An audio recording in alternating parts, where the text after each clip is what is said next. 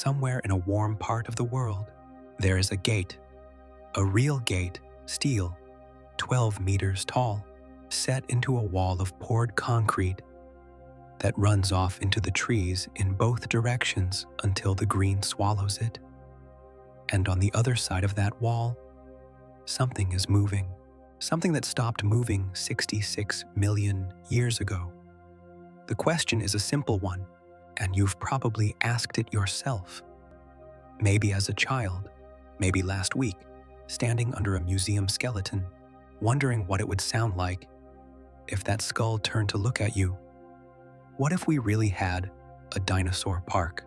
Before we walk in, tell me in the comments where you're listening from and what time it is where you are. Start with the land, because that's where everything else begins.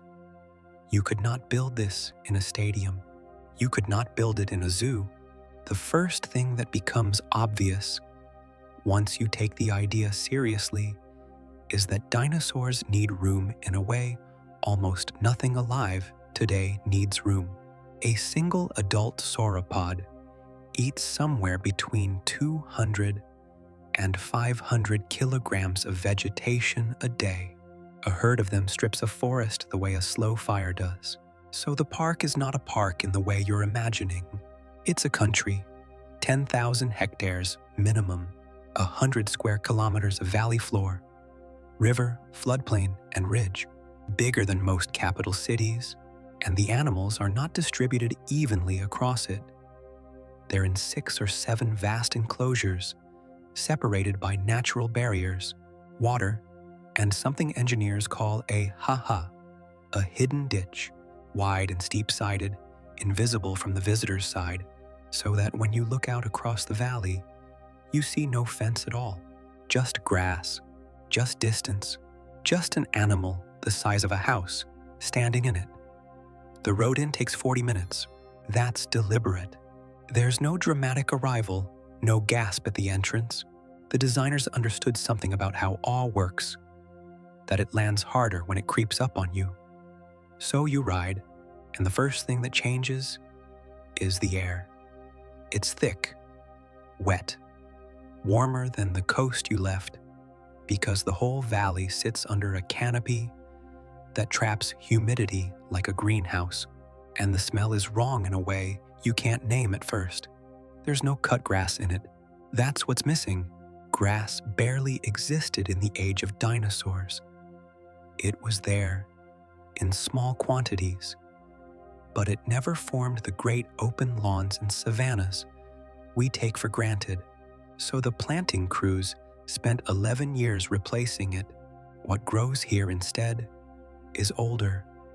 Horsetails, standing in the shallows like green pipe cleaners, tree ferns with trunks as thick as your waist, cycads squatting low and spiky, ginkgo trees with their little fan-shaped leaves, and stands of araucaria, monkey puzzle trees, rising 100 feet with branches like bottle brushes.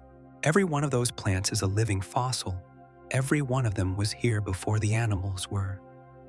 And then the trees open. The floodplain in front of you is maybe 2 kilometers across, flat, braided with slow brown water. There are 11 shapes standing in it. You know what they are before your mind catches up. Everyone does. Triceratops. The nearest one is about 30 meters from the viewing rail, standing in the shin-deep water. And the first thing that hits you is not the horns, it's the width. Photographs never prepare anyone for the width. This animal is 9 meters long and stands 3 meters at the shoulder, and it weighs somewhere between 6 and 12 tons. A big African elephant with another elephant's worth of muscle stacked on top. But an elephant is tall. This thing is broad. It's built like a boulder that decided to walk. The head is what breaks people. That skull is over 2 meters long, among the largest heads of any land animal that has ever lived. The frill rises behind it like a shield, and in the low light, you can see it's not bone white, but flushed with color, a warm brick red bleeding into cream along the edges. Laced with visible blood vessels, it changes shade. Nobody tells you that beforehand. It flushes when the animal is agitated, the way a rooster's comb does. And right now, the one nearest you is calm, so the color is soft and dusty. The brow horns are 1 meter each. The beak at the front is sharp and hooked, like a colossal parrot's, and behind it sits one of the strangest pieces of engineering in the fossil record. Hundreds of teeth stacked in vertical columns, packed into what paleontologists call a dental battery. As the top teeth wear down, new ones push up from underneath, a conveyor belt of teeth, self-sharpening, cutting rather than grinding. It can shear through a cycad stem, the way you'd cut a garden hose with loppers. And it is silent. That surprises everybody. There's no roar. There was never going to be a roar. The closest living relatives of dinosaurs are birds and crocodiles, and neither of them roars. What they do instead is boom, hiss, hoot, and rumble, often with the mouth completely closed, forcing air through inflated pouches in the throat, the way an ostrich does, or a bittern in a marsh.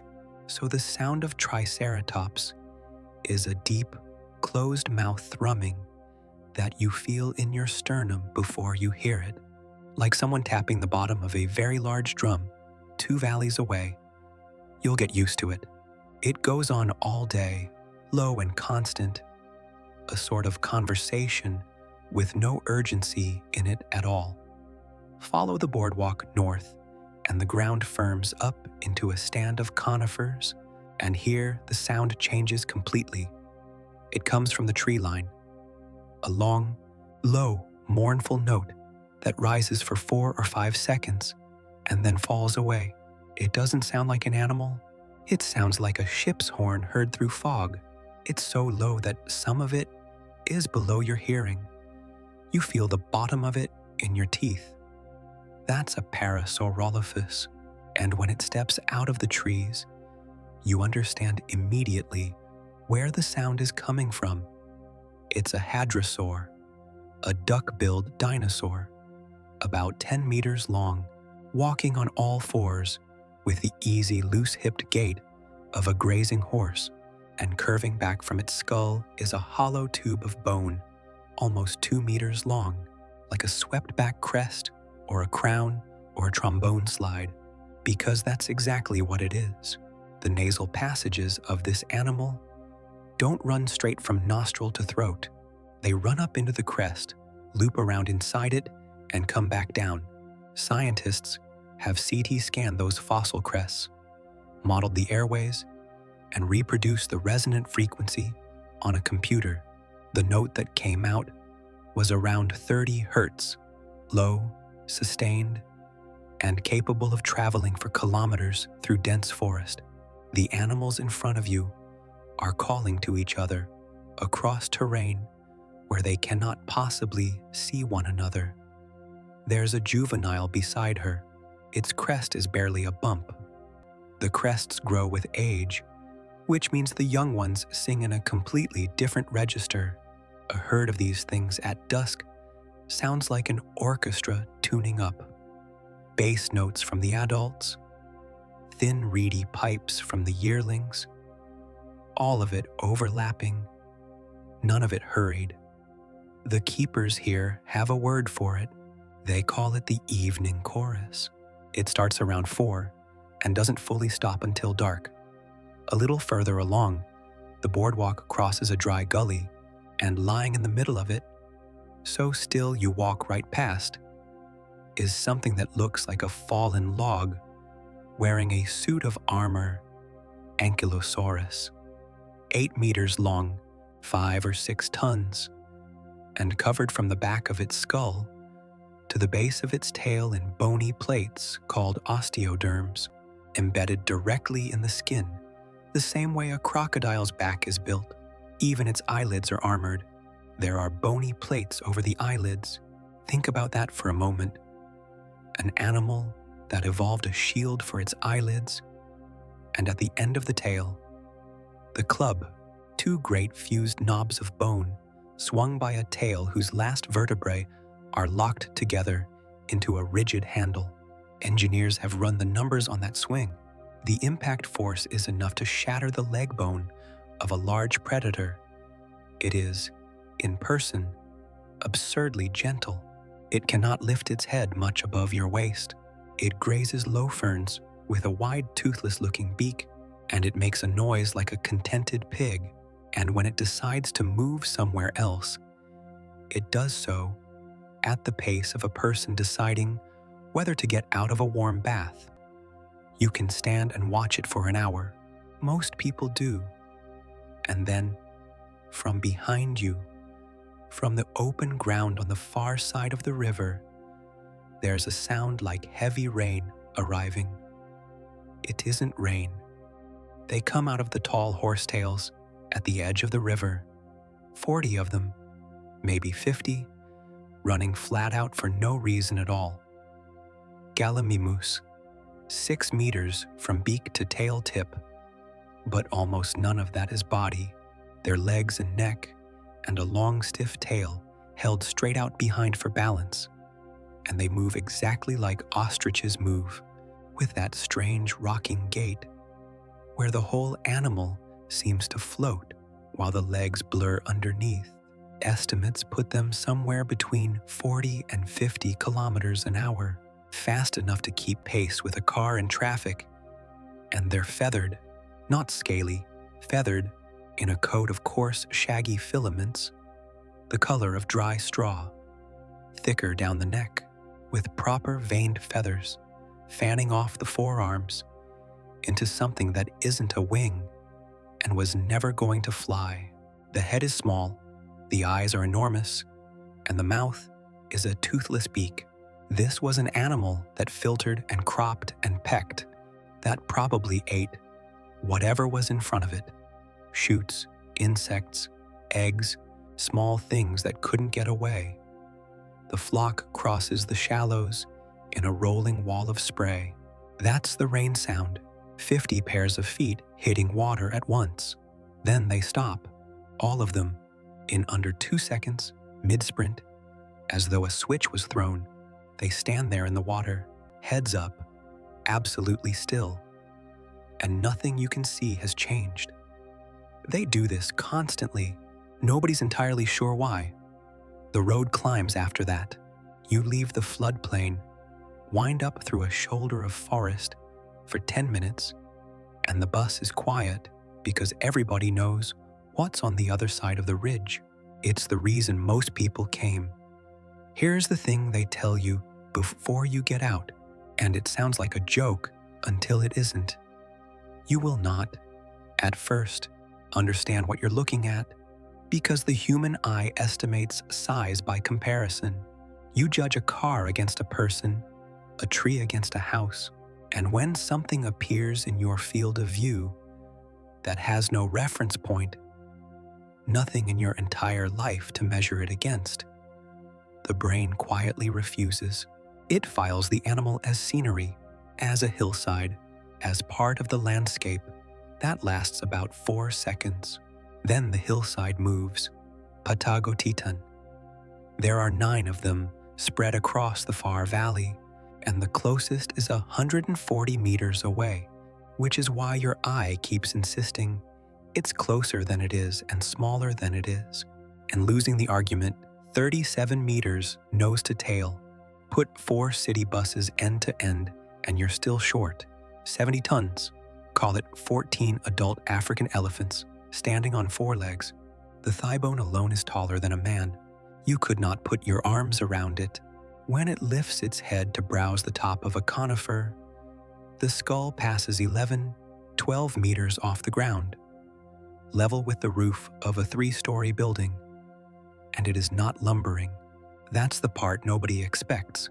It moves at a slow, easy, deliberate walk, maybe 5 or 6 kilometers an hour, a comfortable human stroll, and the neck barely rocks. Everything about it is smooth. There's no strain in it anywhere. You hear it before it reaches you, not a call.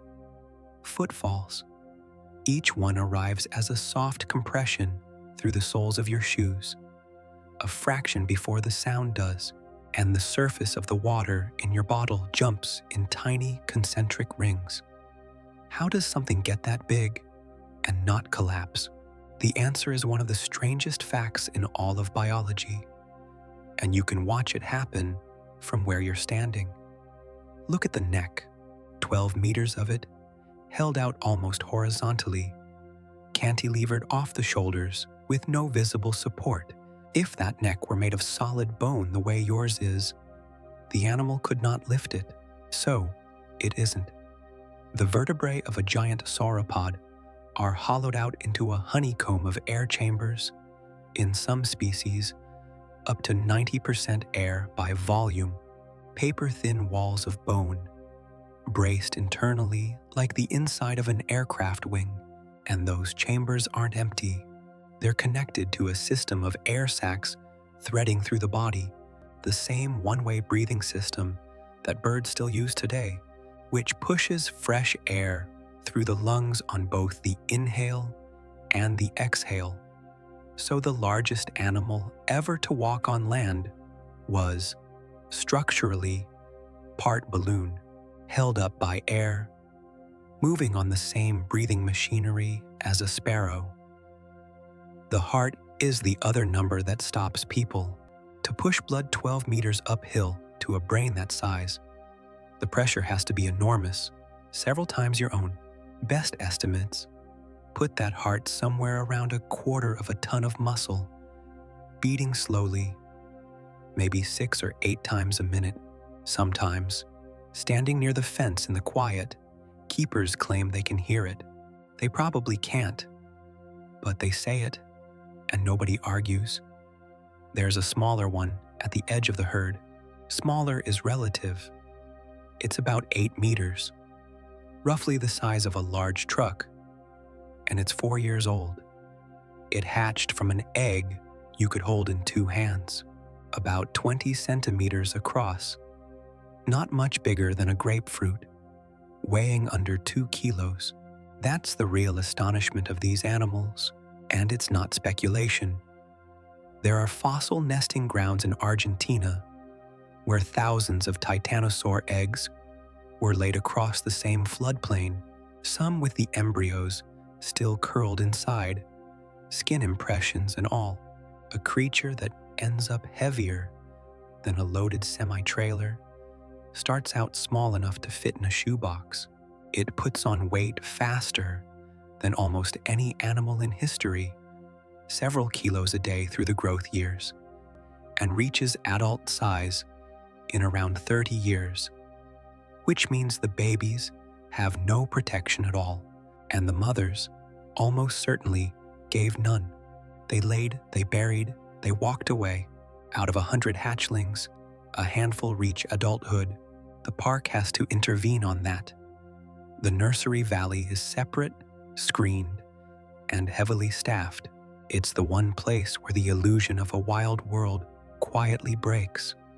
Follow the ridge east, and the ground gets shadier, and in a clearing among the araucaria, there's an animal that looks like a mistake.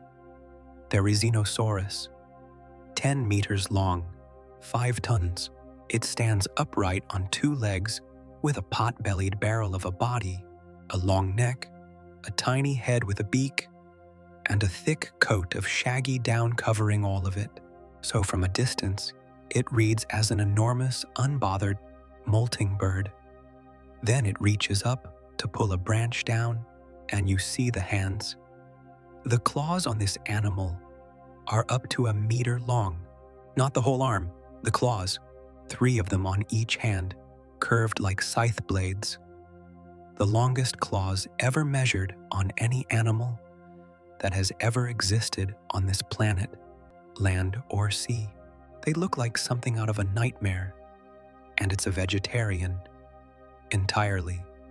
Those absurd blades are for hooking branches and dragging them within reach. The same job a giant ground sloth's claws did, the same job an elephant's trunk does.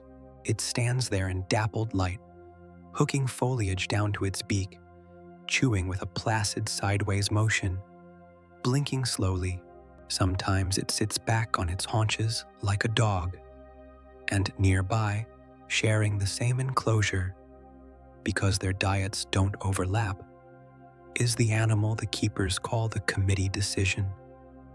Dinosaurus, 11 meters, 6 tons, with a duck-like bill on a horse-long skull, a fatty hump rising over its hips, arms 2.5 meters long ending in blunt hooked claws, and enormous splayed feet for walking on soft mud. It eats plants. It also eats fish. Its stomach contents came out of the ground with more than 1,000 swallowed stones inside. Gastroliths used to grind food in the gut, exactly the way a chicken uses grit. For 50 years, all anyone had of this creature was a pair of gigantic arms. Nobody had any idea what they belonged to. When the rest of it finally turned up in Mongolia, it looked so unlike every prediction that the first response from most of the field was, roughly, "Are we sure these go together?" They do. It's late afternoon now. The chorus is starting somewhere below you, and in the enclosure on the other side of the ridge. The one the road doesn't go past, the one with the double gate and the water barrier, and no viewing platform at all.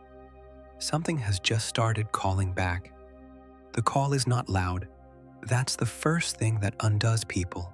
Everyone arrives expecting volume, and what actually comes across the ridge is a low, sustained note, closed-mouthed, more felt than heard, somewhere below the bottom of a cello. It lasts perhaps 6 seconds. It stops. Nothing answers it. Every hadrosaur in the valley behind you has gone quiet. You don't need to be told what lives over there. Getting to it takes another half hour because the predator enclosures are not built the way anything else here is built. A fence is a psychological barrier for a large herbivore. An elephant will respect a cable it could snap without effort. A predator is a different problem. A predator investigates, so the containment on this side of the park is not really fencing at all. It's geography. The enclosure sits inside a natural bowl. The single land approach has been cut away into a channel 40 meters wide and 11 deep, kept flooded, with sheer engineered banks on the far side that offer no purchase for a foot. The perimeter beyond that is double. An outer wall, an inner wall, a monitored strip of open ground between them that nobody walks across without radio contact. Every animal on this side carries a subdermal transponder. Thermal cameras run continuously, and the control room can tell you where all 11 large carnivores are standing at any second of the day, which is a comfort until you realize why that number needs to be checked constantly. You watch from a raised skyway, a steel walkway 18 meters up, running along the inside of the ridge, cantilevered out over the treetops. It's an ordinary structure, handrails, mesh floor, a slight bounce when people walk, and it feels absurdly flimsy for the first 10 minutes, and then you stop thinking about it because there is something moving through the trees below. The trees are what give it away. You never see the animal first. You see a gap open in the canopy and close, and open again 8 meters further along, and your brain does the arithmetic on the spacing of those gaps and quietly refuses the answer. Then it walks out onto the gravel bar in the sun, Tyrannosaurus. 12.5 meters long, 8.5 tons, a fully loaded delivery truck, moving with the balance of a waiting bird. The head is 1.5 meters of it, held about 4 meters off the ground, and it's held forward horizontally, counterweighted by the tail. So the whole animal is one long straight line through the hips. Nothing about the posture is upright. It looks, more than anything, like a heron the size of a house. The skull is the machine everything else is built around. 60 teeth. The largest of them 30 centimeters, from root to tip, banana-sized and not blades. Blades are what other predators had. These are thick conical spikes, round in cross-section, built to survive impact rather than slice. And the jaw that drives them closed, generated somewhere in the region of 35 to 57,000 newtons of force at the back of the mouth. That is the hardest bite ever measured on a land animal by a wide margin. It's enough to break bone deliberately, and we know it did because there are fossil bones from other dinosaurs with Tyrannosaur tooth marks driven straight through them, and there is fossilized Tyrannosaur dung, packed with pulverized bone fragments. But the thing that actually changes how you feel about this animal is quieter than any of that. The eyes face forward, both of them in a shared field of about 55 degrees, proper binocular vision, comparable to a hawk's, which means depth perception, which means it can judge distance precisely. And behind the snout, in the cavity of the skull, the olfactory bulbs are enormous, proportionally among the largest of any dinosaur ever found. Its sense of smell was probably in the same class as a modern vulture's, and vultures can locate a carcass from kilometers downwind. So when it stops on the gravel bar and lifts its head slightly and holds still and the nostrils flex, it is doing something specific. It's reading the air, and the skyway is upwind. It looks up. It doesn't do anything. It's been fed. It's not interested, and it has seen humans on that walkway every day of its life. It looks up the way a dog looks at a bird it has already decided not to chase. Then it turns, unhurried, and walks along the water's edge. And you notice that the sound of 8 tons moving over loose gravel is almost nothing at all. The skin, up close, is not what most people picture. There are scale impressions from tyrannosaurs, pebbled, fine, more like the skin on a chicken's leg than a crocodile's back, running across the neck, hip, and tail. Whether there were feathers as well, and where, is still genuinely argued over. The one in front of you has a ragged crest of coarse, dark filaments running down the back of the neck and shoulders, and nothing anywhere else. That's a decision the park made. It's a guess. They'll tell you so. Here's the fact the keepers is saved for last, and they always save it. That animal was 28 years old. At age 12, it weighed under a ton. Between 14 and 18, it put on roughly 2 kilograms a day, every day, for 4 straight years. One of the most violent growth spurts in the vertebrate record. It went from something you could put in a horse trailer to that in the time a human takes to get through secondary school.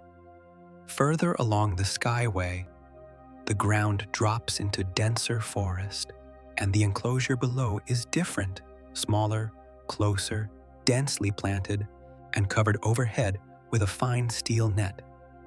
The net is not for keeping anything from flying. Utah raptor, 7 meters, 500 kilograms, the largest of the sickle-clawed dromaeosaurs, and about the size of a polar bear, and covered, completely, unambiguously covered, in feathers, dark brown, banded, with long stiff feathers on the arms, folding back against the body like a tucked wing, and a fan of them at the end of the tail.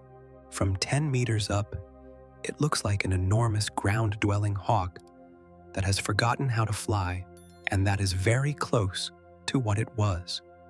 On the second toe of each foot is the claw, 24 centimeters of curved bone, held permanently retracted off the ground so the point never dulls.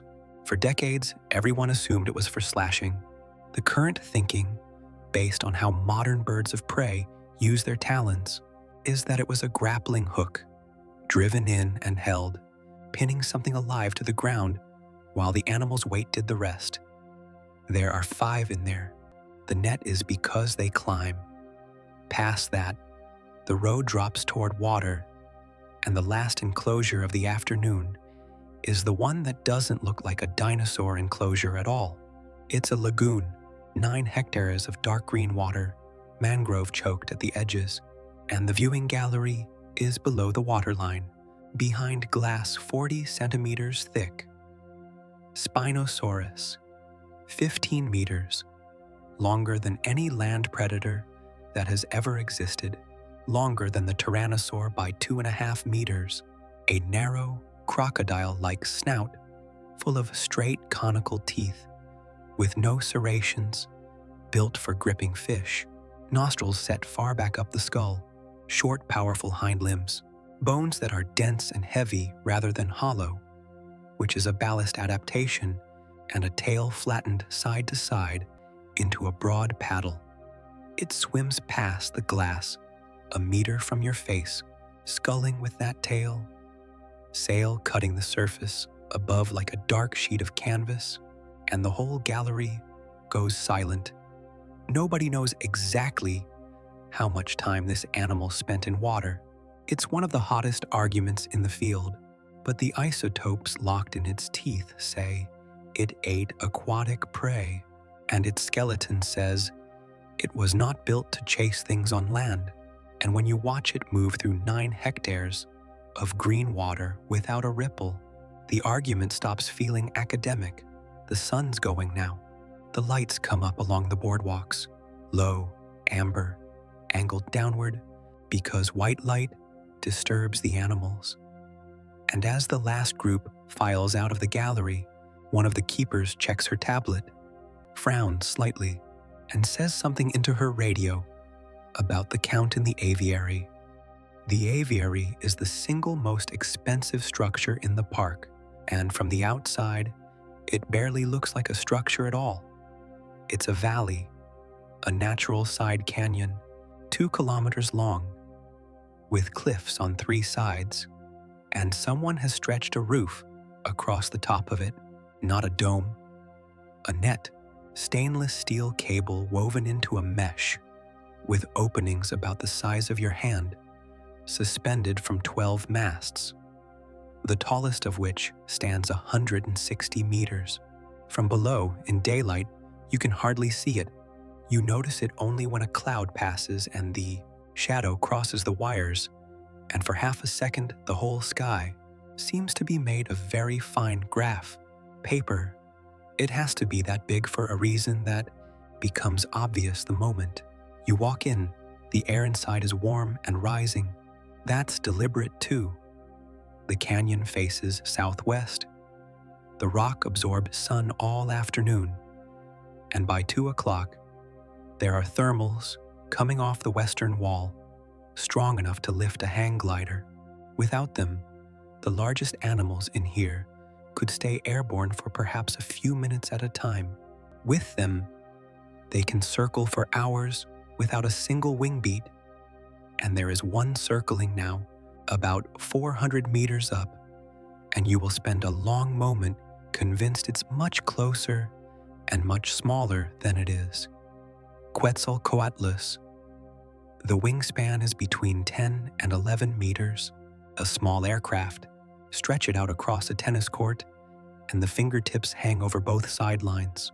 And yet, the whole animal probably weighed somewhere around 250 kilograms, about as much as 3 adult men, because every long bone in its body is hollow, walled in bone thinner than an eggshell in places, braced inside with fine struts, and shot through with air sacs connected to the lungs.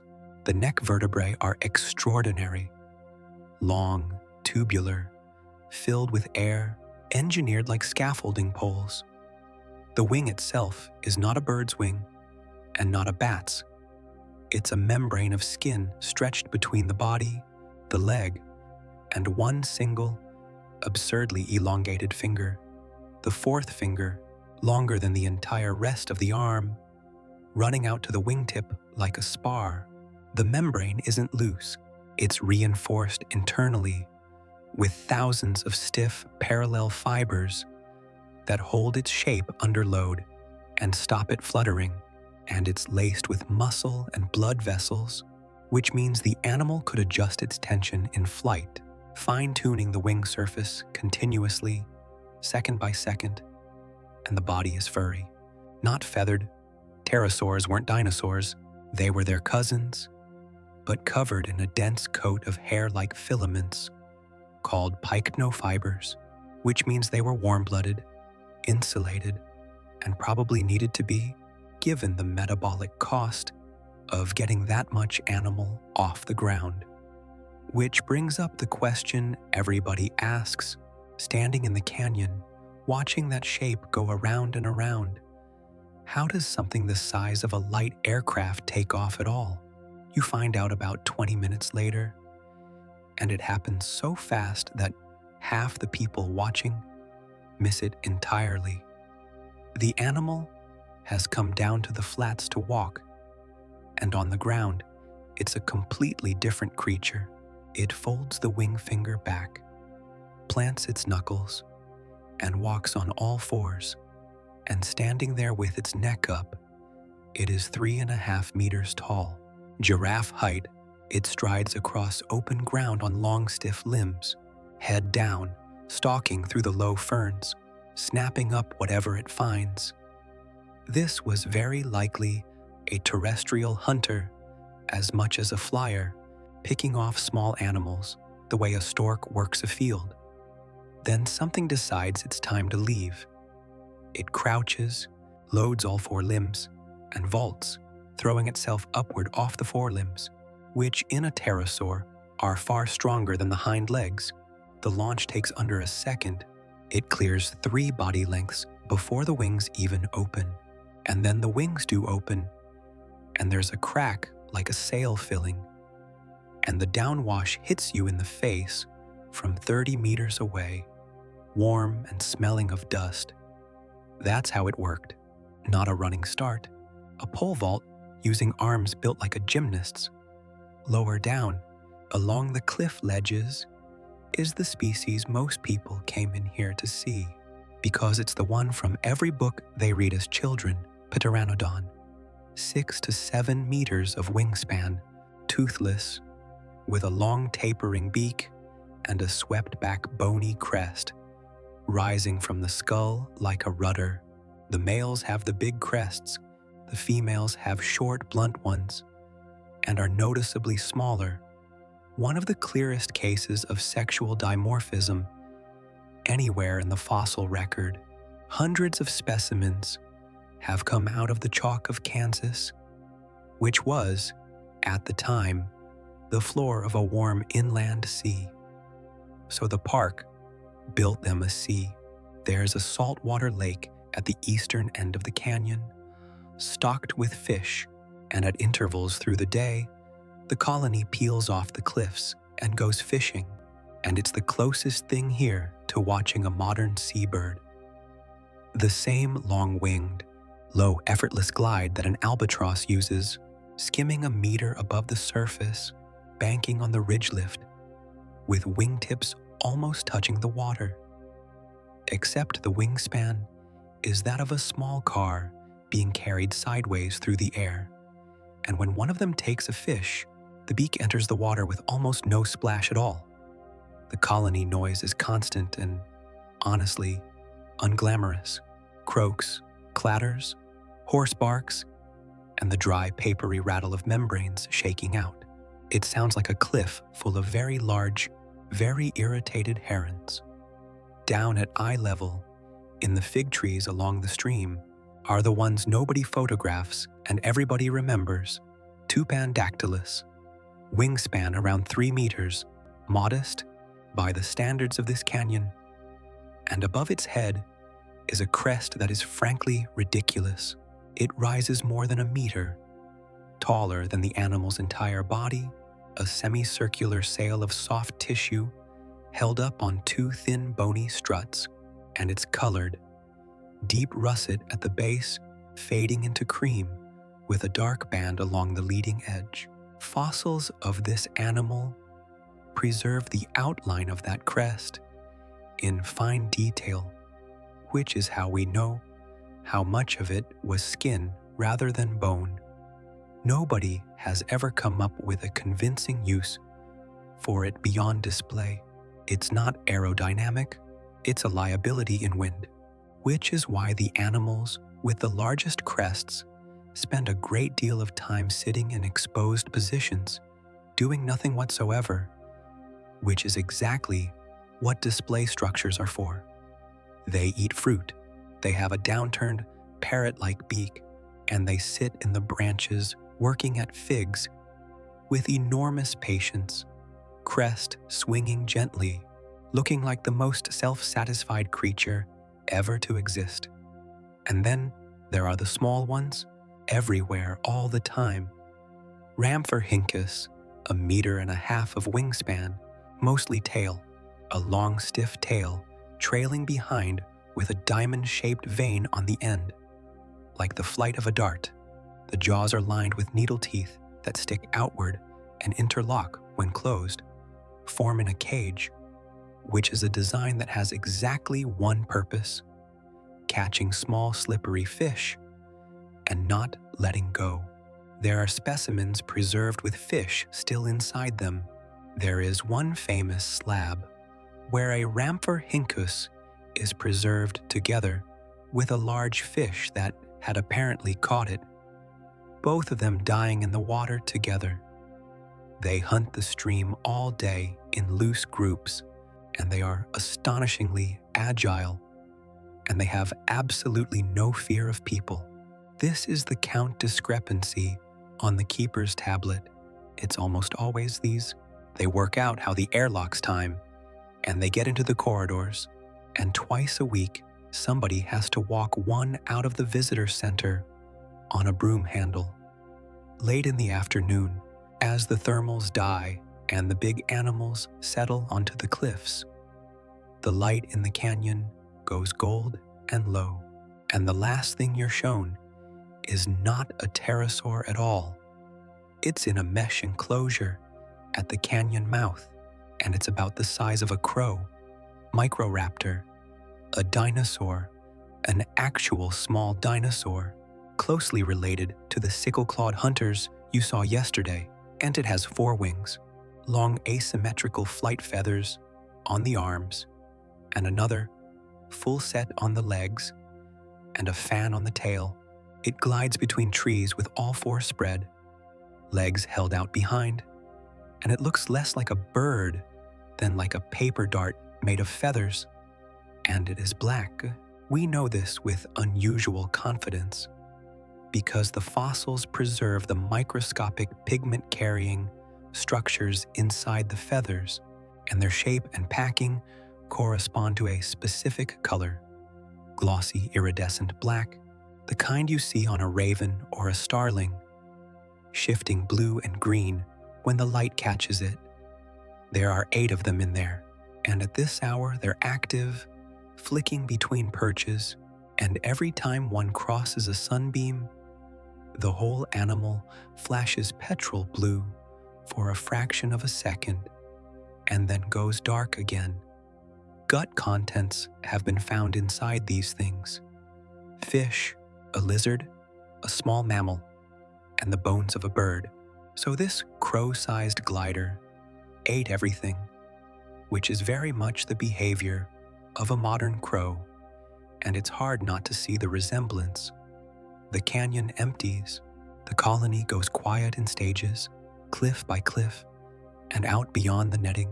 From the direction of the herbivore valleys, the floodlights are coming on in sequence.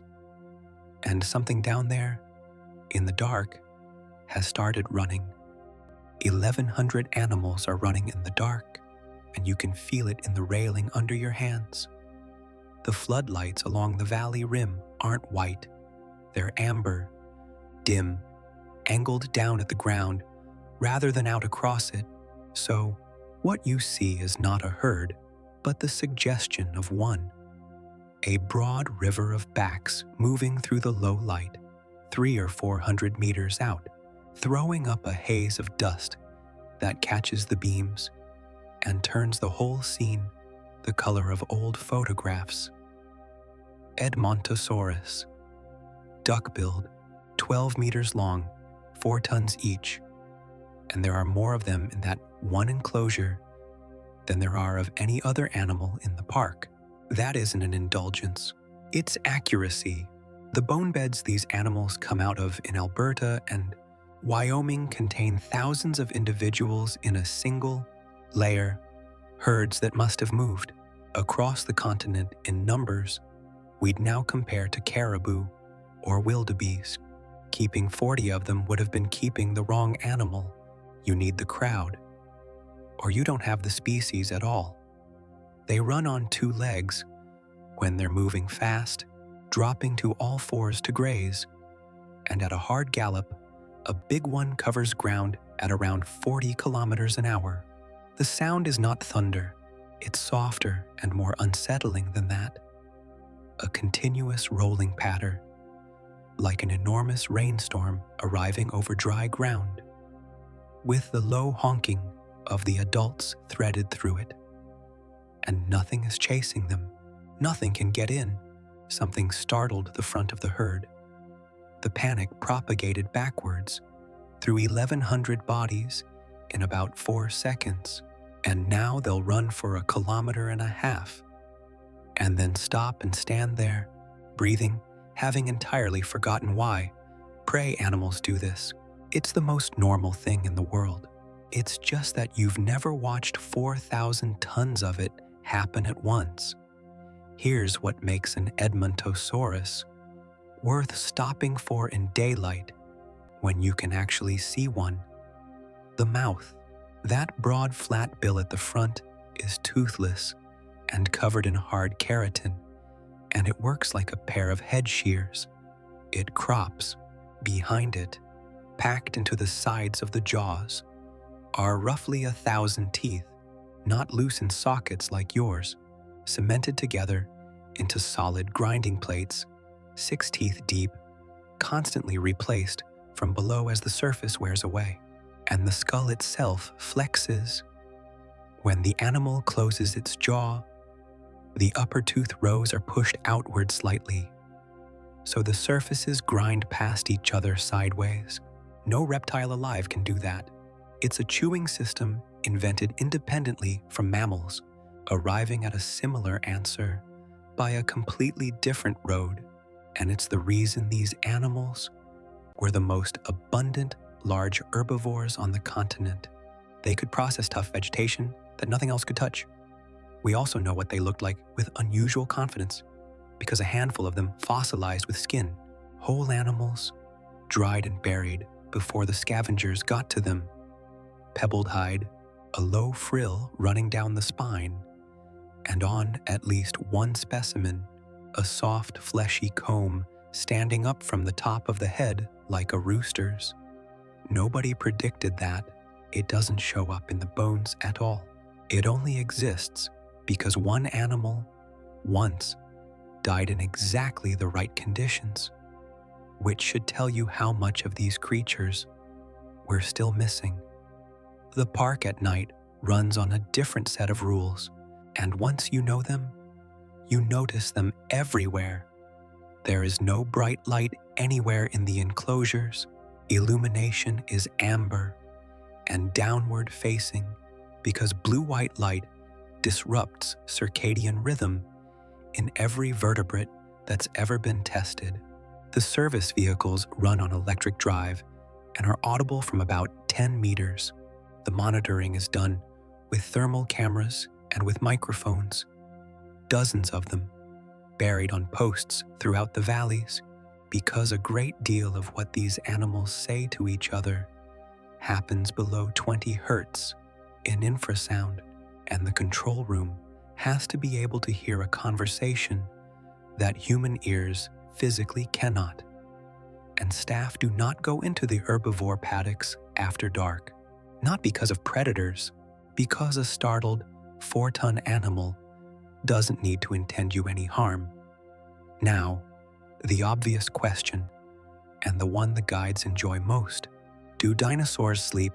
We have an actual line of evidence for this, and it's beautifully simple. Inside the eye of most birds and reptiles is a ring of small bones called the sclerotic ring, sitting in the eyeball itself, supporting its shape, and crucially, the size of the ring's opening scales with how much light the animal was built to gather. Compare that ring against the size of the eye socket in living species, where we already know the habits: owls, hawks, geckos, crocodiles, and you get a usable relationship.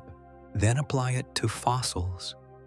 The results, when that was done across dozens of extinct species, were tidy, large herbivores came out somewhere in the middle, active in short bursts around the clock, day and night, grazing and resting in alternating shifts, which is exactly what big modern grazers do, because processing that much plant matter doesn't permit 8 uninterrupted hours of anything, and the small predators came out nocturnal, clearly, repeatedly nocturnal, which is why there's a building here with no windows.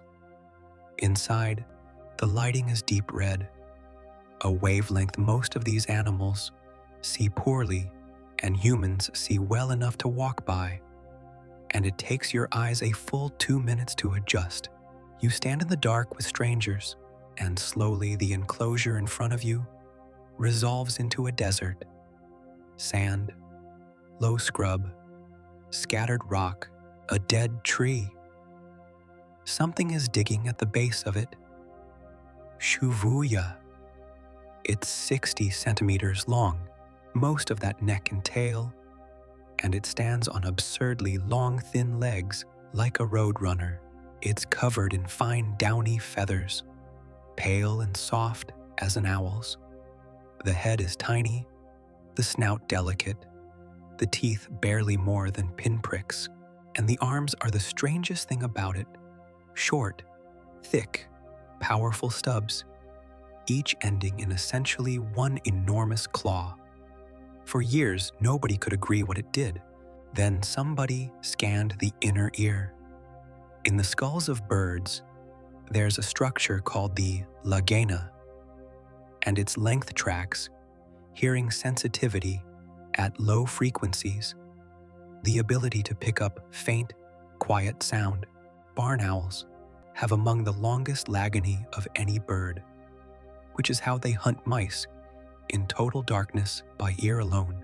When Shavuya's skull was scanned, its lagoon came out in the same range. Its eyes, measured the same way, came out enormous. So this animal hunted at night in the desert by sound. It ran down insects and small vertebrates in the dark, and it used those single heavy claws to tear open termite nests and rotted wood. It's the closest thing in this entire park to an animal you could describe as sweet. It moves in quick, nervous darts, freezes with its head cocked, listens for 2 or 3 seconds, with the whole body absolutely still, then stabs into the sand and comes up with something. Further along the same corridor is the other reason this building exists. Stenonychosaurus, one of the troodontids, and if you've ever heard someone claim a dinosaur was intelligent, this is the animal they meant. 2.5 meters long, 50 kilograms, feathered, with a sickle claw on each foot, and one of the highest brain-to-body ratios of any non-bird dinosaur we've measured. Not human intelligence, Nothing close, but somewhere in the neighborhood of a modern ground bird, which is considerably more than the reputation dinosaurs have. The eyes are the point. They're huge. They face forward with a wide, overlapping field, and they reflect the red light back at you in flat coins, the way a cats do at the edge of a headlight beam. There are 3 in there, and they watch you the entire time you're at the glass. Not nervously, they track you from one end of the viewing panel to the other. And when you stop, they stop. The keepers say they solve the puzzle feeders within a day every time, and then have to be given harder ones.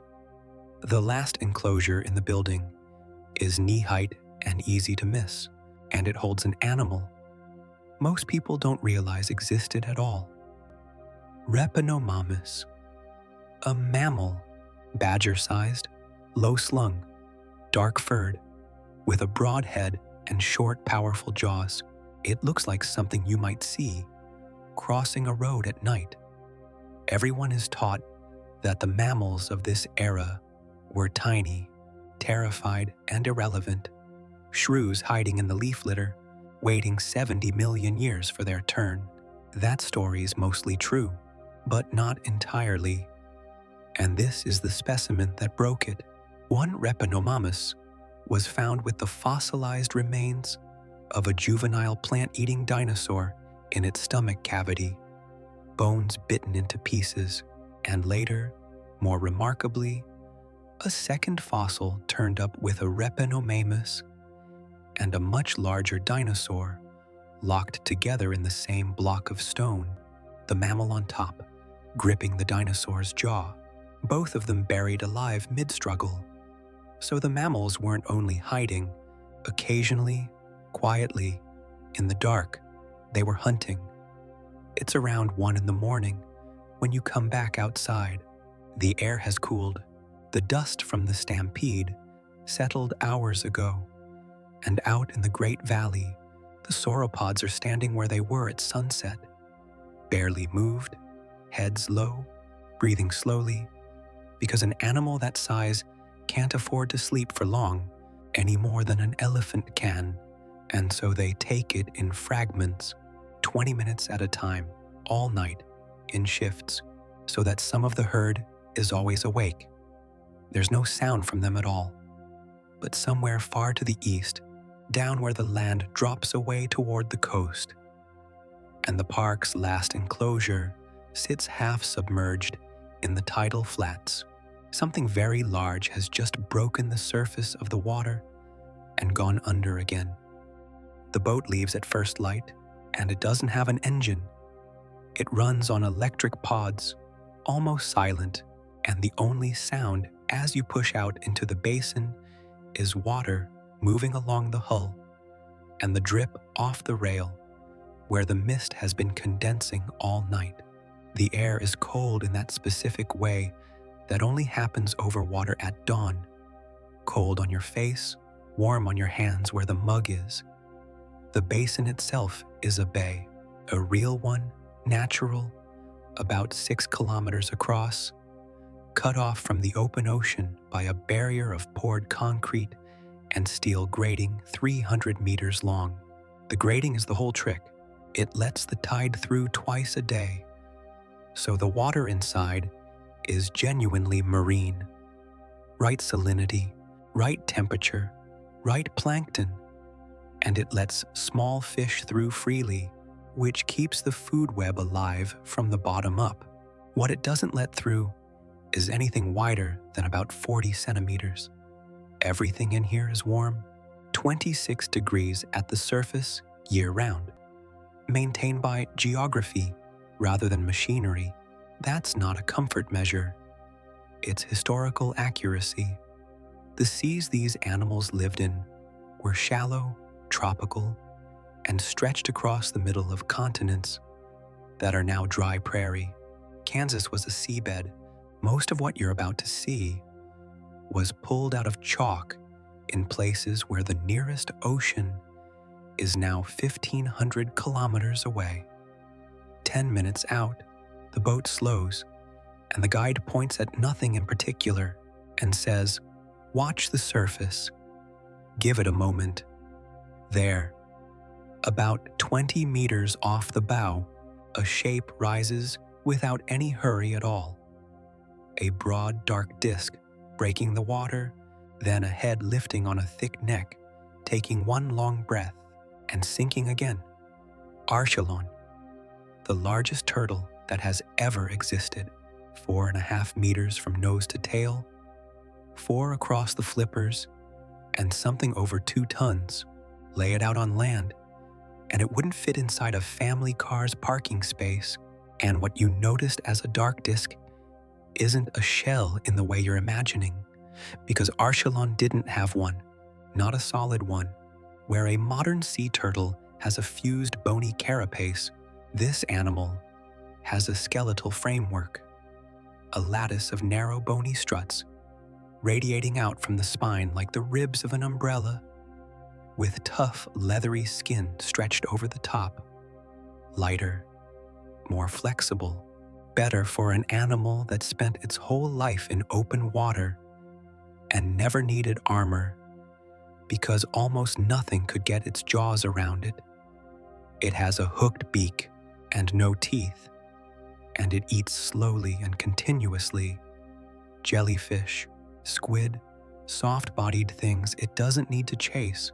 It surfaces roughly every 12 minutes, and it has been doing this since long before you got on the boat. The water underneath is clear to about 9 meters, and once your eyes adjust to the glare, you start seeing what's suspended in it.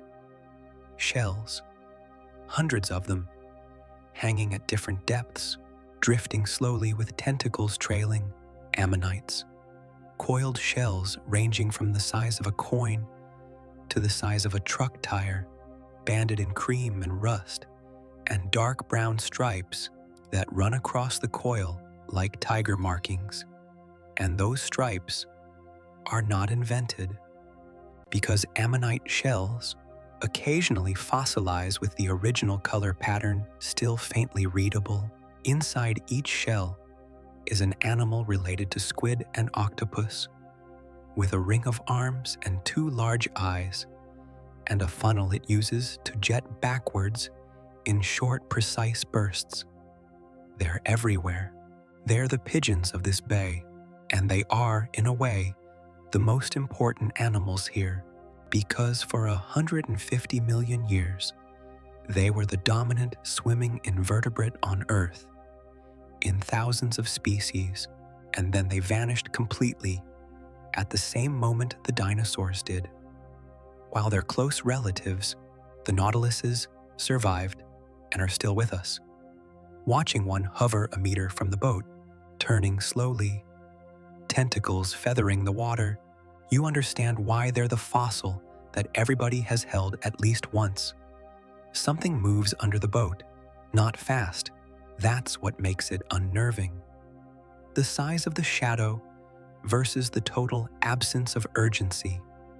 The guide cuts the pods entirely, and the boat coasts. And out ahead of you, a neck comes up. Elasmosaurus. The animal is 10 meters long, and more than half of that is neck, 7 meters of it, containing 72 separate vertebrae. More neck bones than any animal that has ever lived, before or since. A giraffe has 7. You have 7. This has 72, and it doesn't move like a swan. That's the picture everyone carries, and it's wrong. Those vertebrae interlock tightly enough that the neck was fairly stiff, capable of broad sweeping curves, rather than tight coils. What it could do was extend, reach out ahead of the body into a school of fish so slowly that nothing registered a threat until the small, sharp-toothed head was already among them. The body underneath is a broad, flattened disc with 4 enormous flippers, and it doesn't paddle, it flies. All 4 wings beating in an offset rhythm, front pair and back pair out of phase, the same motion a sea turtle uses and the same motion a penguin uses, and the result is that this 10-meter animal moves through the water with a stillness that feels wrong for its size. No thrash, no wake, just a slow rowing of light along the flippers. 2 facts about it that most people don't know. The first, its stomach contents come out full of stones, smooth, rounded, deliberately swallowed pebbles, sometimes several kilograms of them, ballast probably, or grinding stones for the gut, or both. The second, they gave birth to live young. There is a fossil of a close relative, preserved with a single large unborn juvenile inside the body cavity, not a clutch of many. One, a single enormous baby, which in every living animal that does the same thing correlates with prolonged parental care and possibly with social groups. These may have been animals that raised their young. The boat drifts. Nobody talks much. Then the fish start hitting the surface. They come up in a boiling scatter about 100 meters to port, silver bodies clearing the water in panic. And behind them, something long and bright arrows through the shoal. Cephactinus, a fish, just a fish. 6 meters long, built like a colossal tarpon, with an upturned jaw full of fangs the length of your finger, moving fast enough to leave a visible seam in the water. It hunts by charging straight through a shoal with its mouth open and swallowing whatever it takes, whole, head first, which is how the most famous fossil in this animal's history came to exist. There is a specimen from Kansas with another fish inside it, a 2-meter fish, entire and undigested, curled inside the rib cage of a 4-meter predator that swallowed something too large, ruptured something internal, and died within minutes of the meal. Both animals sank and fossilized together. It's known simply as the fish within a fish, and it is one of the few fossils in the world that preserves not a life, but a mistake. The sun is properly up now, and the guide, without any drama at all, asks everybody to move to the center of the boat and sit down. The reason arrives from the north. You see the wake first, a long low swell moving toward you with no white water on it, the kind of disturbance you'd expect from a submarine rather than an animal, and it passes 40 meters off the beam without ever quite surfacing, and the entire population of ammonites in your field of view has jetted for the bottom in the space of about 2 seconds. Mosasaurus. The big one in this bay is 15 meters and weighs somewhere near 14 tons. It is not a dinosaur, and it's not a whale. It's a lizard. Genuinely, its closest living relatives are monitor lizards and snakes, and everything about it makes sense once you accept that. The long, low skull, the loosely jointed jaw that could bow outward to swallow something wide, the second row of teeth mounted on the roof of the mouth to stop prey sliding back out, and the forked tongue it flicks when it comes up, tasting the water the way a snake tastes the air. It's dark, almost black on top, fading to pale underneath, counter-shading, and we know the color because the fossilized skin of mosasaurs preserves the pigment structures, and they came out packed with the melanin of a deep-water animal. The scales are small, diamond-shaped, keeled, non-reflective. It doesn't glint. Light lands on it and stops. And the tail has a fluke, a downward kink near the end supporting a broad vertical fin, which nobody knew about for 2 centuries until a specimen turned up in Jordan with the soft tissue outline intact. It swims like a shark, sculling side to side, not up and down like a dolphin. It surfaces once, close, and breathes. The sound is enormous and unhurried. and the smell that comes with it is warm and marine and faintly rank. And the head that lifts clear of the water is longer than the boat is wide. Then it's gone, no splash. The wake closes over it and rolls away toward the barrier, and the ammonites start drifting back up out of the dark, one by one, and a minute later, the water is exactly as flat as it was before. The boat sits there for a while. Nobody asks to leave. On the way back in, the mist has burned off the flats, and you can see the whole eastern shore of the park. The mangroves, the low hills, the netting of the aviary catching the light 2 valleys away. And on the sandbar at the mouth of the river, where the fresh water meets the salt, something that should not be at the coast at all has come down to drink. They come down to the estuary in single file, following a path they made themselves, and there are 22 of them. The sauropods should not be here. The estuary is 9 kilometers from their valley, at the far edge of the range they were given, and for the first 2 years of the park, nobody expected them to use it. Then somebody looked at the movement data and realized the whole herd was walking down to the brackish water roughly every 11 days, standing in it for an hour, drinking and walking back. It took a while to work out why. The answer turned out to be the same one that explains why elephants dig caves into the sides of mountains in Kenya. Minerals, sodium mostly. An animal eating 500 kilograms of leaves a day is taking in almost no salt. And the water, where the river meets the tide, has plenty of it. So they walk. Nobody taught them. They found it.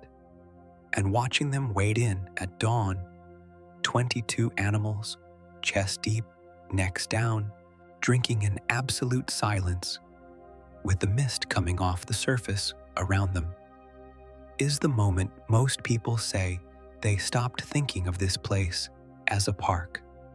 But here's the part that matters more, and it's the reason this whole valley looks the way it does. Those animals are not living in the landscape. They are building it. Follow the path they came down. It's 4 meters wide, packed to something like concrete, and it runs in a nearly straight line through what used to be closed forest. Every tree that was in the way is gone, not eaten, pushed. A 70-ton animal doesn't go around a 15-year-old conifer, and after 10 years of walking the same route, there is a permanent corridor cut through the woodland, and along both sides of it grows a completely different community of plants, sun-loving species that could never have taken hold under a closed canopy. Every large herbivore does some version of this. Elephants do it, bison do it, but nothing alive today does it at this weight. And the difference isn't cosmetic, it's structural. The park's ecologists estimate the sauropod herd alone keeps about 11% of the valley in a permanently open, early growth state. That 11% is where nearly all the smaller animals live. Then there's what comes out the other end. An adult sauropod produces somewhere in the region of 100 kilos of dung a day, and the herd is dropping several tons of it across the valley daily, seeded with the undigested pips and stones of everything they've eaten, so they're planting as they walk. And when the park first opened, that dung simply sat there, mounding up, souring the ground, breeding flies, going nowhere. Nothing in the ecosystem was equipped to process it fast enough. They had to import beetles, thousands of them, across 4 species, released in the first summer. Within 18 months, the mounds were disappearing in under a week, and the soil chemistry had begun to normalize. That, incidentally, is not an invention of the park. There are fossilized dinosaur droppings, riddled with beetle burrows and brood chambers, Beetles were doing this job in the Cretaceous in exactly this way, tunneling into dinosaur dung and burying it, and the whole relationship is preserved in stone. There's one more consequence of a herd this size, and it's the strangest fact in this valley. Fermenting that much plant matter in that much gut produces methane, a great deal of methane.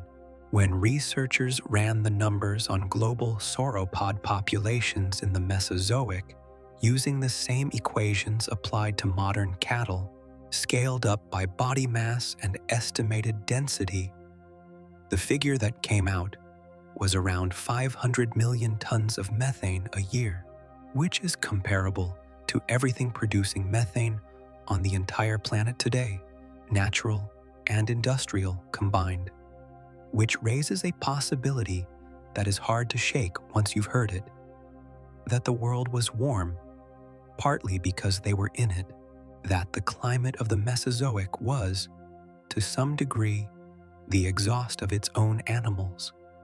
The park measures it. There are sensors on the valley floor. The numbers are, by every account, higher than anyone was prepared for. Down at the water's edge, something is watching the herd drink. You wouldn't see it if the guide didn't put a hand on your shoulder and turn you 30 degrees to the left. It's a log. It's very obviously a log in the shallows with a fringe of weed on it. Then it blinks. Dinosaurus, 10.5 meters of crocodile, weighing something around 6 tons, lying in 80 centimeters of water, with nothing above the surface but 2 eye ridges and the line of its back. Its skull alone is 1.5 meters long. Its teeth aren't the fine cutting spikes of a modern saltwater crocodile. They're thick, blunt, rounded, banana-shaped, built for crushing rather than slicing, and the bite that drove them was among the most powerful in the history of life. It lived in exactly this environment, warm coastal estuaries along the edge of a shallow inland sea in the same landscape as the large land dinosaurs. And we know what it ate because the bones tell us. There are hadrosaur bones with Dinosaurus tooth marks in them, and there are turtle shells crushed and punctured, and there is at least one Tyrannosaur bone with the same signature. That's worth sitting with. The largest land predator of its era did not have uncontested run of the riverbank. The estuary crocodiles are the one group in the park that keepers describe, without hesitation, as the most dangerous animals on site, not because they're the biggest, but because they are patient in a way that mammals and birds are not. A crocodile can wait, motionless, at the same spot on the same bank for 3 weeks.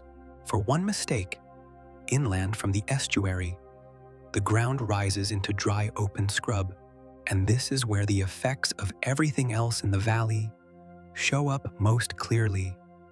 Stegosaurus browse here, 9 meters long, 5 tons, and shaped like nothing else that has ever existed. A deep barrel of a body with a tiny head held less than 1 meter off the ground, and along the spine, in 2 staggered rows, 17 plates of bone standing upright, the largest of them the size of a car door. Nobody has settled what the plates were for. They're riddled with channels for blood vessels, which was long taken as evidence for temperature control, though that's now disputed. They're too thin and too badly placed to be armor. What's fairly clear is that they were covered in keratin, that they were probably colored, and that they made the animal look enormous from the side and almost invisible from the front, which is exactly what a display structure does. The tail is not disputed at all. 4 spikes, each up to 1 meter long, mounted at the end of a tail, with enough muscle behind it to swing like a mace, and we know it connected Because there is an Allosaurus tail vertebra in a museum drawer with a hole punched clean through it, and the hole is the exact profile of a stegosaur spike, and the bone around it shows the animal survived long enough for infection to set in. Below them, in the low scrub, are the animals that keep it low. Pachycephalosaurus, 4.5 meters. Bipedal, running around in loose groups with heads capped by a dome of solid bone 25 centimeters thick, ringed with short, blunt spikes. They ram each other. This was argued about for decades, whether the domes were for combat or purely for show, until enough of them were examined closely and the domes turned out to be marked with healed lesions and bone infections in patterns consistent with repeated high-impact contact, flank butting probably more than head-on, but contact. You hear it before you see it. A hollow wooden knock, like someone dropping a plank onto a floor twice, then silence. And in the shade at the edge of the scrub, something armored is lying down, and it's the color that stops you. Borealopelta, a nodosaur, armored, four-legged, spiked along the shoulders, about the weight of a small car, and it's reddish-brown, genuinely reddish-brown, dark across the back, fading to pale on the underside. We know this because one of them died at sea, floated, sank upside down into soft mud, and came out of a Canadian mine 110 million years later, so perfectly preserved that it looks like a sculpture. Skin, armor, keratin sheaths, and enough surviving pigment to read the color directly. And that color says something uncomfortable. Countershading, dark above, light below, is camouflage. It exists to break up an animal's outline against predators. This creature weighed over a ton and was covered in bone, and it was still hiding, which tells you something about what was walking around in the same forest. The sun's overhead now. The herd has left the estuary and is halfway back up the corridor, and the crocodile hasn't moved a centimeter in 3 hours. And down in the control room, somebody is looking at a population graph for the small herbivores in the Eastern Valley, and the line has been going down for 6 months, and nobody has yet worked out why. The answer took 8 months to find, and when it turned up, it wasn't a disease and it wasn't the plants. The small herbivores in the Eastern Valley, Dryosaurus, mostly 4-meter bipedal browsers built like enormous fleet-footed hares, and the fastest animals in the park, after the ostrich mimics, had dropped by roughly a third. The vegetation was fine. Water was fine. Nothing was showing up in the blood work. Then a night camera on the Eastern Water Channel caught something crossing it. Not one of the adults. The adults can't cross. The channel is 11 meters deep and 40 wide, and an 8-ton animal does not swim it discreetly. What crossed was a lean, long-legged, narrow-headed theropod about 4.5 meters long, weighing perhaps 600 kilos, moving fast, low, and with the easy paddling, ease of an animal that's done it before. It was a 12-year-old Tyrannosaur, and this is where the park stopped being a collection of animals and became a lesson in how the world actually works, because a juvenile Tyrannosaur is not a small version of an adult. It is a different predator entirely. Look at the two side by side. The adult is a bone crusher, heavy skull, thick conical teeth, deep jaw muscles, built to bite through structure and then stand there and pull. The juvenile has none of that. Its skull is long and narrow. Its teeth are thin blades with fine serrations. Its legs are proportionally much longer, and its whole build is geared towards speed and slicing rather than force. It runs prey down. It takes animals its own size or smaller. It cannot do what its parents do, and it doesn't try. Now look at the ecosystem those animals came from and count the predators.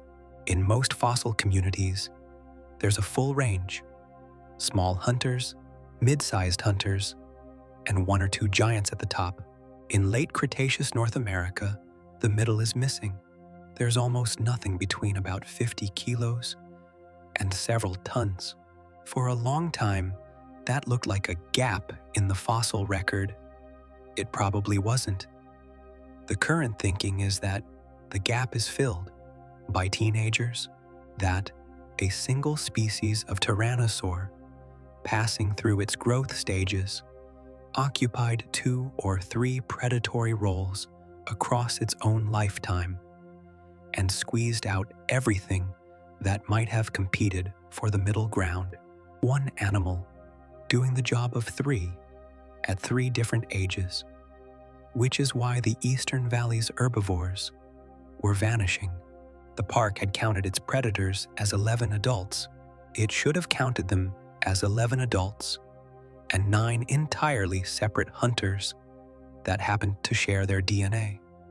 There's an argument, incidentally, over whether some of these lean juveniles were juveniles at all, whether a few of the specimens represent a distinct smaller species that lived alongside the giants. It's one of the longest-running disputes in the field, and it has not gone quiet. The park's official position is a shrug. They put a sign up explaining both sides, which is more honest than most museums manage. They widened the channel. The Dinosaurus recovered within 2 seasons. And then came the thing that this entire place exists for.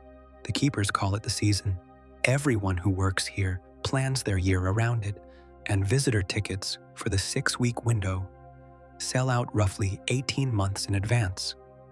It starts with the ground. In the northern basin, flat, dry, sandy, open, about 400 hectares of it, the Maiasaura herd begins arriving in the 2nd week of the wet season. They come in over 3 or 4 days, several thousand of them, 9-meter duckbills with broad flat bills and a small spike of bone above the eyes, and they walk out into that basin and begin, all at once, to dig. Each female scrapes out a mound about 2 meters across, hollows the center, and lays somewhere between 30 and 40 eggs in a spiral, then covers them with rotting vegetation. Because the eggs have to be kept warm, and an animal weighing 3 tons cannot possibly sit on them, the heat comes from decomposition. They build a compost heap and bury their young in it, and the nests are laid out with a spacing that is, when you first see it from the observation tower, genuinely unnerving. They're not random. Every nest sits about 7 meters from its neighbors, almost exactly 1 adult body length apart, across the entire basin, in a grid that stretches to the horizon. That is not a park design decision. That is what the fossil site in Montana looks like. Hundreds of nests, the same spacing, the same mounds, the same clutch sizes, laid down over multiple seasons in the same place. These animals came back to the same nesting ground year after year, and they nested shoulder to shoulder in numbers, because a colony is the only defense a soft-shelled egg has. You walk the elevated boardwalk over it at dawn. Below you, in every direction, mounds and animals, and mounds and animals, and the sound is a constant low murmur. Thousands of hadrosaurs making the closed-mouth rumble they use at close range. So the whole basin hums, like standing near a substation. Then, after about 6 weeks, the mounds start moving. The hatchlings are the size of a house cat, And here is the detail that gave this animal its name. The name means good mother lizard, and it was earned by a specific piece of evidence rather than sentiment. When the first nests were excavated, they contained babies, not hatchlings that had scattered. Babies, considerably bigger than hatching size, still in the nest. Their leg joints were poorly formed, unfinished, not yet capable of supporting sustained walking, and their teeth were worn. Worn teeth mean they were eating. Unfinished joints mean they weren't walking anywhere to get it, which means the adults were bringing food back, that these enormous animals were provisioning their young in the nest for weeks, the way a blackbird does. It's one of the clearest cases of extended parental care in the fossil record, and it came out of the ground in the 1970s and quietly changed what everybody thought dinosaurs were. Standing on that boardwalk while it happens is the single most extraordinary thing in this park, and it is also, and everyone who's been will tell you this, surprisingly calm. There's no drama in it, just several thousand very large animals moving carefully between mounds, heads down, feeding small squeaking things for weeks on end, hour after hour, in the heat. At the western edge of the basin, where the ground gets stony, there's a different kind of nest and a different animal on it. Sittipati, 2.5 meters, feathered, with a tall hollow crest on the head like a cassowary's, a toothless parrot beak, and long arms fringed with proper veined feathers. And it does sit on its eggs, but not the way a chicken does, because it's far too heavy. It squats in the center of a ring of eggs, with the eggs arranged in a circle around the body rather than under it, and it spreads those long feathered arms out over them like a canopy. We know the posture exactly, down to the placement of every limb, because there is a fossil of one that died in that position, a sandstorm most likely, or a dune collapse. The animal did not leave. It was buried alive over its own clutch, arms out, and it came out of the Gobi 80 million years later, still sitting there. That fossil ended a 50-year misunderstanding, by the way. Egg-shaped nests of this type had been found decades earlier next to the bones of these animals, and everyone assumed the animals were raiding them. The species was even named for it. The name means egg thief. Then somebody cracked open one of the eggs and found an embryo inside, and the embryo was the thief. They weren't stealing the eggs. They were their eggs. The animal had been misfiled as a criminal for half a century, and the label stuck because the rules of naming don't allow you to take it back. The season peaks in the 3rd week and then unwinds slowly. The mounds flatten, the colony thins out. By the end of it, the basin has gone from several thousand animals to a few hundred stragglers and a landscape of low, churned earth that will be gone by the next rains. And the survival numbers are brutal, and the park publishes them because sanitizing this would be dishonest. Of everything laid in that basin, somewhere under 3% will reach adulthood, not because the park fails to protect them, because that is the strategy. Lay enormous numbers, defend them collectively for a few weeks, and accept the arithmetic. It's the same bet a sea turtle makes. The last morning of the season, the basin is nearly empty, and the wind has picked up, and the mounds are already blurring at the edges, which is roughly when someone will point out to you that this, all of it, the grid, the colony, the arithmetic, happened right here on this planet tens of millions of times over. for 160 million years without a single witness, and that at the current rate, the park expects its first fully wild-born third generation within 11 years. If you're still here with me, drifting along, thank you. If these journeys help you rest, you can quietly follow the channel so the next one finds you. Now, let's talk about what this place would actually do to us. Start with the number. Nobody expects to be the interesting one. The food. The animals in this park eat somewhere in the region of 900 tons of plant matter a week, not imported. That's not survivable as a supply chain, and the shipping alone would sink the economics. So the park grows it. There are 11,000 hectares of plantation outside the perimeter, most of it fast-cycling species, chosen purely for tonnage per hectare, harvested on rotation and trucked in around the clock. The vehicle movements are the single largest operating cost on site, not the vets, not the security, not the enclosures. Hey, the carnivores are cheaper and considerably more awkward. They take about 11 tons of meat a week between them, delivered as whole carcasses, because these are animals that need to pull and tear rather than swallow.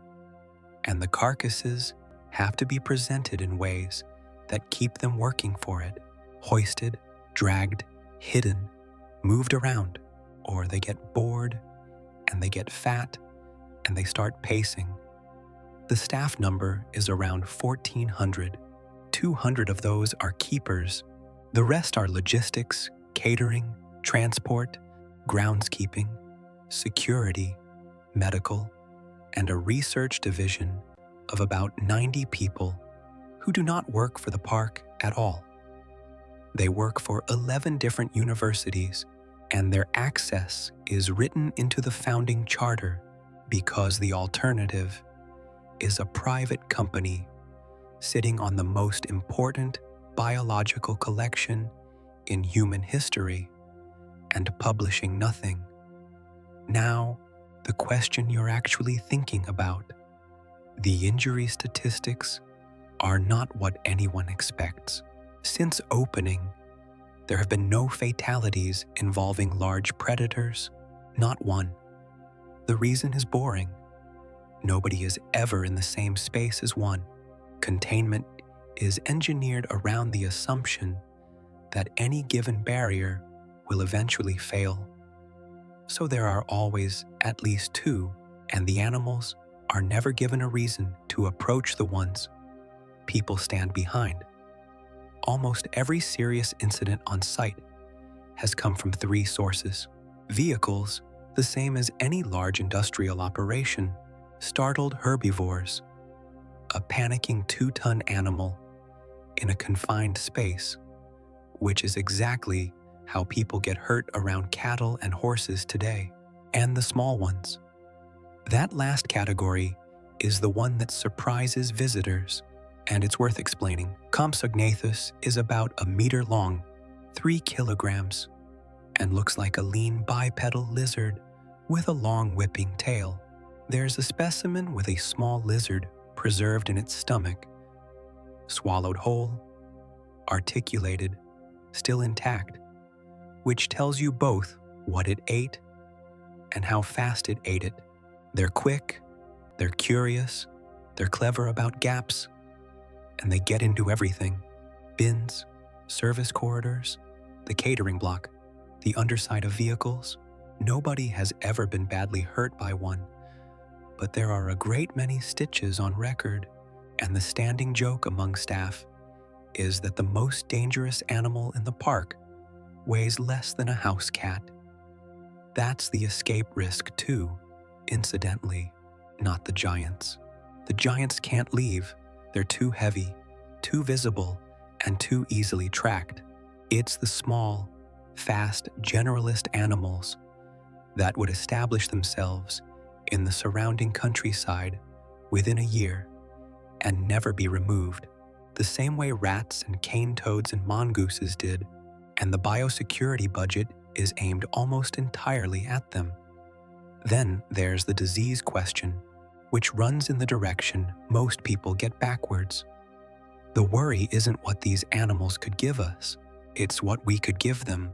They're birds' closest relatives, same respiratory architecture, same physiology in most of the ways that matter, and avian influenza moves through wild bird populations constantly, everywhere, all the time. A migrating flock landing on the wrong pond is the single most plausible catastrophe on this site's risk register. So the water bodies are netted, the pond edges are managed, and every person entering an animal zone walks through a foot bath and a change of clothing, and has done since the first week. Now, one of the animals on that risk register is worth stopping for because you already know its name and you almost certainly picture it wrong. Velociraptor is about 2 meters long, and most of that is tail. It stands roughly knee-high at the hip. It weighs 15 to 20 kilograms, the size of a large turkey and shaped rather like one. And it is feathered, not speculatively. There's a specimen with quill knobs preserved on the forearm bone, small ridges where the shafts of large veined feathers anchored into the ulna. The same knobs are on the wing bones of modern birds. You can put your finger on them. This animal had a proper feathered arm, and it never flew a meter in its life. What it does have is the claw, and the intelligence, and the speed, and the single most famous fossil in the world involving it is not on display anywhere in this park because it's in Mongolia and it doesn't travel. Two animals locked together, a velociraptor and a protoceratops buried mid-fight. The raptor's sickle claw is embedded in the throat of the other animal.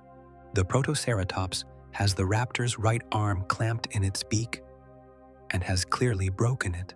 Neither one let go. A dune collapsed on both of them, and 80 million years later, they came out of the sand in exactly that position. You can stand and look at a cast of it for a long time. It's not a fossil of an animal, it's a fossil of a single afternoon. And the other one in that fight is the reason this park has a hall about human history rather than natural history. Protoceratops is sheep-sized, 2.5 meters, four-legged, with a parrot beak, a bony frill behind the skull, and no horns to speak of. They're common here. There's a breeding group of about 60. They're placid, they nest in the sand, and they make a sound like a small dog yawning. Their bones weather out of the surface in the goby in enormous numbers, white, beaked, four-legged skeletons lying in gravel on the ground, often near nests of eggs, and those deserts sat directly on the ancient trade routes that carried gold west out of Central Asia. There is a hypothesis, not proven and argued about, but hard to dismiss once you've heard it, that the travelers on those routes saw exactly what a modern hiker sees and did the only sensible thing with it. They described a four-legged creature with the beak of an eagle, the body of a lion that guarded gold and nested on the ground. They called it a griffin. If that's right, then people have been telling stories about these specific animals for something like 3,000 years without ever knowing what they were looking at. The dinosaurs got into our mythology long before they got into our science, which they only entered properly about 200 years ago. There's a paddock near the visitor center that most people walk past because the animals in it aren't dramatic. 10 meters long, 3 tons, browsing on all fours with a heavy body and a horse-like head, occasionally rearing onto 2 legs to reach higher branches. Iguanodon, one of the first dinosaurs ever recognized as such, described in 1825 from a handful of teeth that a country doctor in Sussex could not match to anything living. He noticed they resembled the teeth of an iguana, only enormously scaled up, and he made the leap that nobody had made before him, that there had once been giant reptiles on land, and that they were gone. He got the details spectacularly wrong. He found a large conical spike among the bones, and having nothing to compare it to, mounted it on the animal's nose, like a rhinoceros horn. It stayed there in every reconstruction for over 50 years. It's a thumb. The animal has a heavy conical spike on each hand in place of a thumb, alongside 3 hoof-like middle fingers it walks on, and a 5th finger that's flexible enough to grip. Nobody is certain what the spike was for. Defense, probably, or cracking seeds, or fighting each other. Watch one for 5 minutes, and you'll see it lift a hand to pull a branch down, and the spike catches the light, and you're looking at the exact piece of anatomy that started this entire field off on the wrong foot. That's the honest shape of what a park like this would give us, not adventure. Corrections. 1,000 small, humiliating corrections to things we were confident about, arriving one after another for decades. The gift shop sells a poster of the 1854 reconstructions, the first life-size dinosaur models ever built in a park in South London, still standing today. Fat, 4-legged, scaly, wrong in almost every particular. People buy it as a joke. The scientists here buy it too. They hang it in the labs. Because the obvious question, once you've spent 3 days walking around this place, is not whether we've got the details right. It's whether any of it could ever actually be built at all. The honest answer is no, not the way you're imagining it.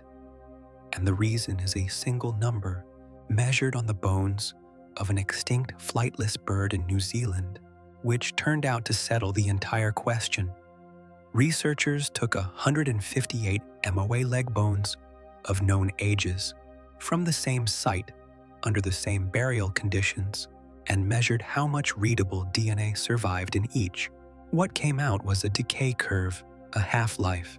In bone, under good conditions, DNA breaks in half roughly every 520 years, half again in another 500, and so on.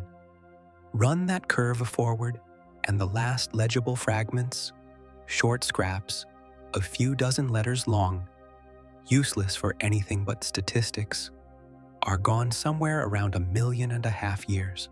Every bond in the molecule is broken by about 6.8 million years, even at -5 degrees, in perfect frozen conditions. The animals we've been walking around with died 66 million years ago. They are not 10 times past the limit, they're closer to 50 times past it.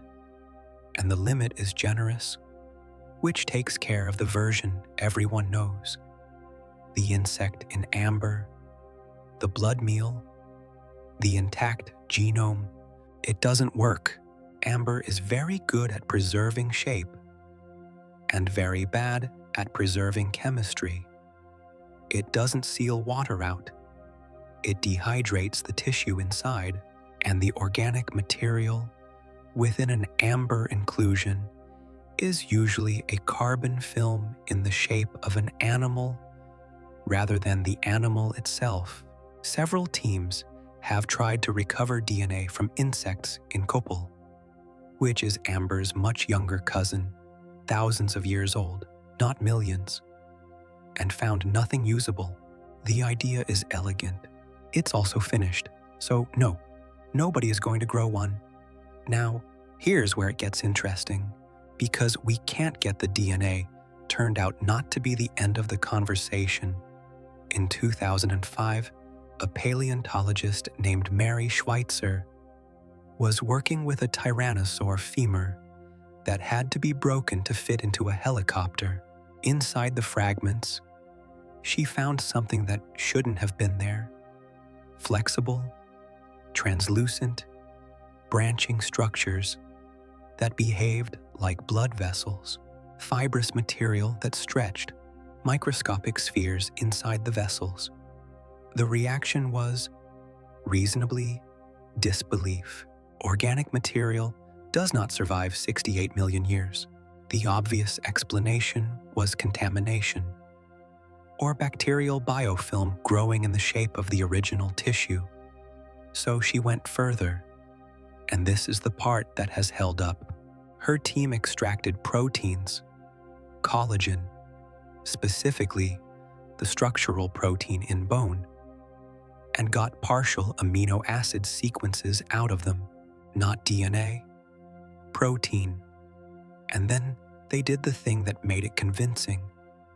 They compared those sequences to living animals. The Tyrannosaur collagen came back closest to chickens and ostriches, next closest, crocodilians. That is exactly the result the fossil evidence predicted. It's still argued over. Every few years, someone publishes a challenge, and the field goes around again. But independent labs have now recovered ancient proteins from multiple specimens, and the discipline of paleoproteomics exists because of it. We can't read their genes. We may, in a limited way, be able to read their proteins. That is not nothing. But there's a second route, and it's the one that keeps people awake. The dinosaurs are not entirely gone. That isn't a poetic flourish, it's a classification. Birds are dinosaurs, not descendants of, not related to, but a surviving branch of the theropod family tree. As literally as bats are mammals, there are something like 11,000 living dinosaur species. There's probably one outside your window, which means the genome you'd need isn't lost. It's been carried forward, modified for 66 million years, and a great deal of the ancestral machinery is still in there, switched off rather than deleted. People have started switching bits of it back on. There's a mutation in chickens, known for decades, in which the embryos develop small conical teeth in the jaw. Chickens lost teeth around 80 million years ago. The instructions never left. The activation signal did. Push the right molecular button and they come back. In 2015, a team led by Part Anjanpular took chicken embryos and suppressed two proteins involved in facial development. The birds didn't develop a beak. They developed a broad, paired, snout-like structure, and the palate bone underneath reorganized itself into an arrangement resembling that of small theropods. They never hatched them. They didn't need to. The point was made. The beak is a modification of a snout, and the modification can be undone. Other labs have worked on the tail, on the hand, on the leg. Each of these is a single trait, in an embryo, in a dish, and none of it produces an animal. Nobody has hatched anything, and every one of these experiments raises a question that the researchers themselves are careful about. You are deliberately building a bird that cannot function as a bird, and you had better have a reason. But the direction of travel is clear, and it's not cloning. It's reverse engineering, not resurrecting a dinosaur, pulling a living bird backwards, one switch at a time, toward the shape its ancestors had. Meanwhile, the closer targets are moving fast. Species that died out recently, thousands of years, not millions, do have recoverable DNA. Work on the mammoth, the thylacine, the passenger pigeon is genuinely underway and genuinely funded, and some of it has produced results that made headlines and immediately produced arguments about whether the animal in question had actually been brought back or merely imitated. That argument is worth having. An animal edited to look like something extinct is not the extinct animal, and the distinction matters more than the marketing tends to allow. But those are 10,000-year problems. Ours is a 66 million-year problem, and the two are not on the same shelf. So the park stays hypothetical, and yet, and this is the part that gets left out of the disappointed version of this story, the last 30 years have given us more of these animals than the previous 200 combined, and none of it required a single strand of DNA. We have their colors now. Fossil feathers preserve melanosomes, the microscopic pigment packets, and their shape and density map onto specific colors in living birds. That's how we know one small feathered dinosaur was glossy, iridescent black. That's how we know a tiny Jurassic species had a ginger and white striped tail, colors from stone. We have a feathered dinosaur tail, preserved in amber, found in a market in Myanmar in 2016, sitting in a polished piece sold as a curiosity, containing the plumed tail of a small theropod, with the feather structure fully three-dimensional and intact. We have the mummies, armored animals with skin, keratin, gut contents, and pigment, hadrosaurs with the outline of their hooves and combs. We have brains, occasionally mineralized fragments of tissue with recognizable structure. We have CT scanners running through skulls that nobody would ever have been permitted to cut open, mapping inner ears, nasal passages, brain cavities. That's how we know what a crested hadrosaur sounded like. That's how we know a small feathered hunter could hear like an owl. And we have a site in North Dakota where a team believes they've found the sediment laid down within an hour of the asteroid impact. Fish with impact debris lodged in their gills, thrown inland by a surge, buried instantly. If it holds up, it's a photograph of a single morning, 66 million years old. The rate of new species being named is now somewhere around 50 a year.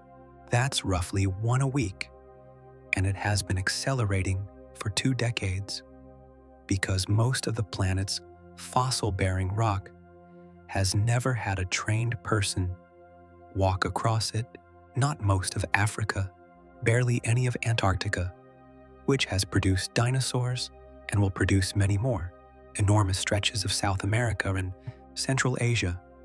The reasonable estimate is that we have found somewhere between 1 and 5% of the species that existed, which means the honest version of tonight's question isn't quite the one we started with. We cannot build the park, but the animals in it are still arriving, slowly, out of the ground, at about 1 a week, and a great many of them are stranger than anything anyone would have thought to invent. Nobody predicted a herbivore with meter-long scythes on its hands. Nobody predicted a predator that swam. Nobody predicted a crested skull that worked like a trombone. The best guess is that the strangest ones are still down there. And there's one more thing worth sitting with before we leave the science.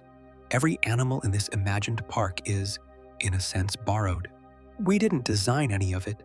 We're just describing what actually happened on this planet, in this exact place, under the same sun, breathing an atmosphere close enough to ours that you'd hardly notice the difference.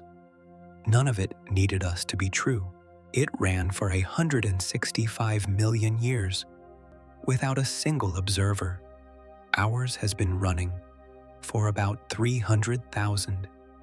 Here's a fact that rearranges everything, and it takes about 10 seconds to say. Stegosaurus lived around 150 million years ago.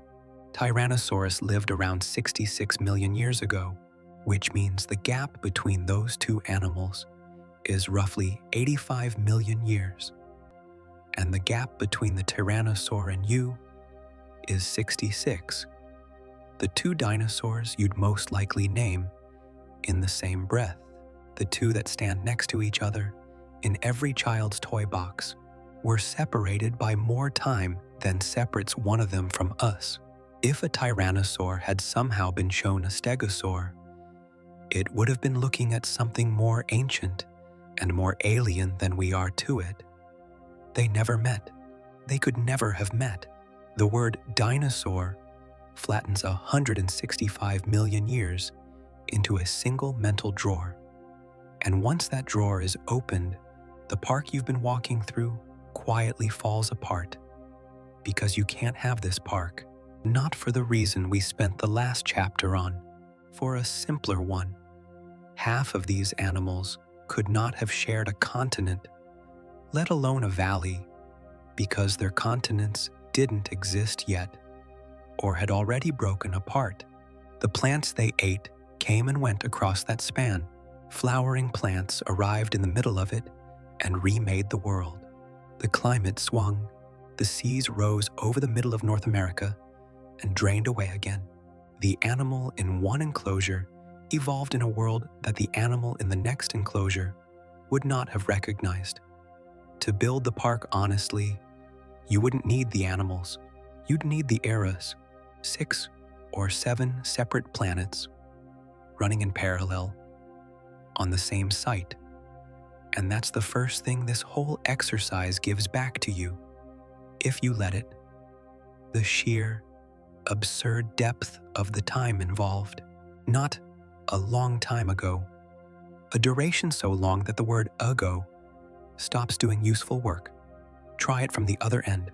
Everything our species has ever done, every language, every city, every war, every song, the wheel, agriculture, writing, all of it fits inside about 300,000 years.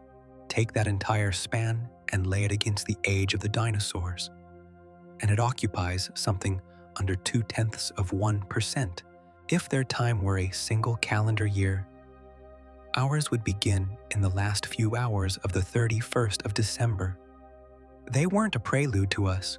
We are a very short note appended to them. And they didn't fail. That's the second thing. And it's the one that tends to sit strangely with people. There's a habit of treating extinct animals as drafts, as versions that didn't work, superseded by better ones. But 165 million years is not a failure by any measure available to us. It's the most successful tendency any group of large land animals has ever held. They weren't outcompeted. They weren't slow or stupid or obsolete. They were doing extremely well right up until the last afternoon, which is really the heart of it.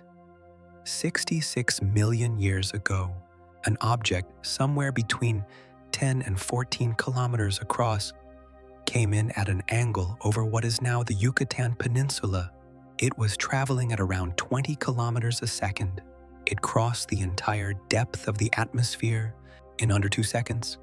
Not enough time for the air to slow it, meaningfully. And it hit shallow tropical sea over a bed of sulfur-rich rock. Nothing about that was the animal's fault.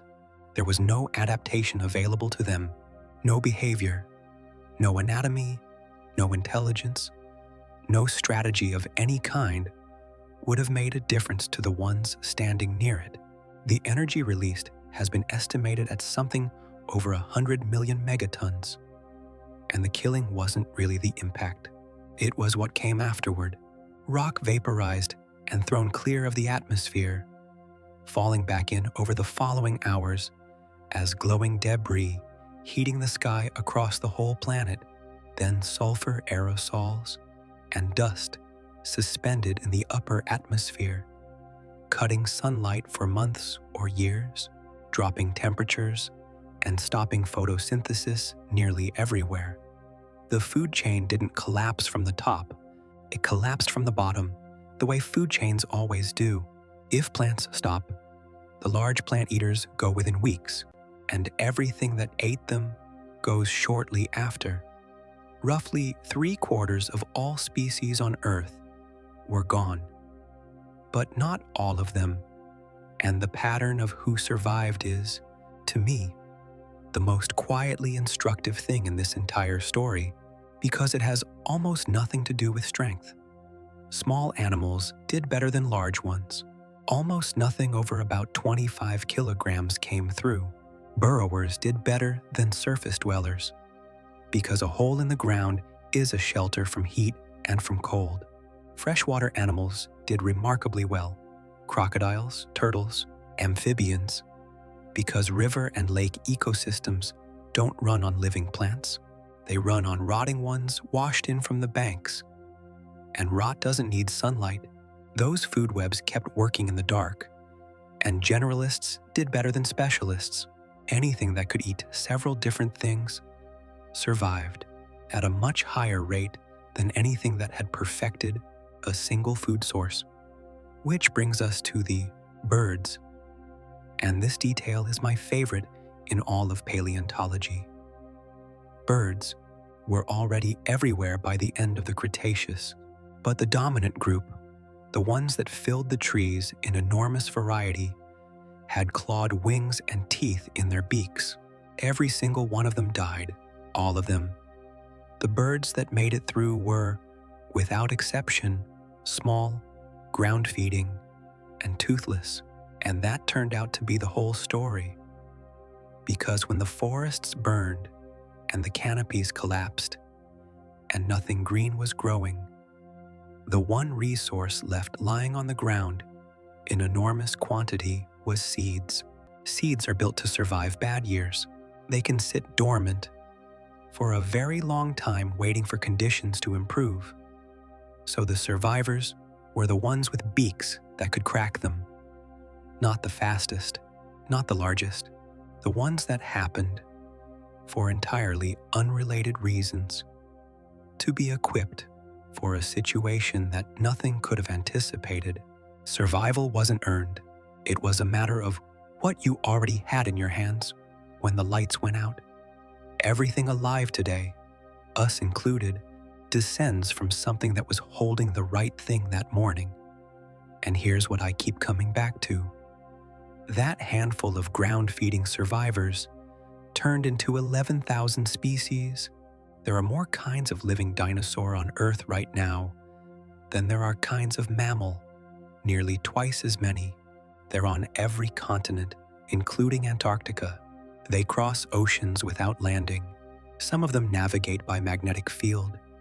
Some solve problems that primates struggle with, and one of them is standing on a wire outside your window, with a lineage running unbroken back into the Jurassic. If you want to stand next to something from this park without leaving the century, there's an animal in the rainforests of Queensland and New Guinea that will do it. The cassowary is 1.80 meters tall and weighs 60 kilograms. It has a tall, bony casque on its head, whose function is still debated. Its feathers are coarse and hair-like, hanging loose, more like fur than plumage.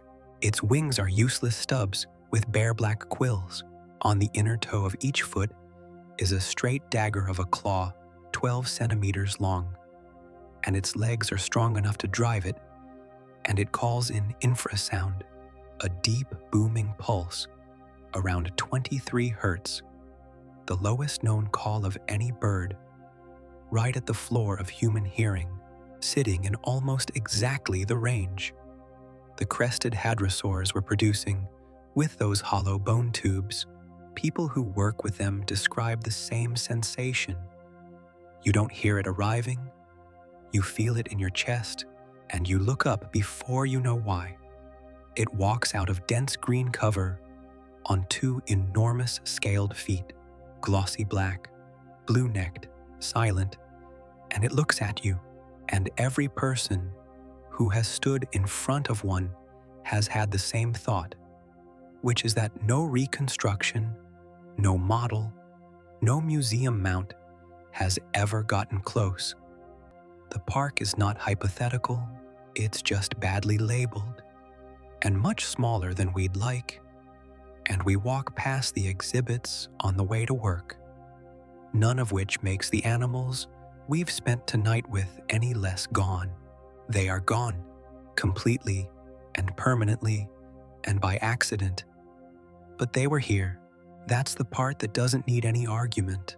Not imagined, not designed by anyone, not invented for a story. Here, on this ground, breathing this air.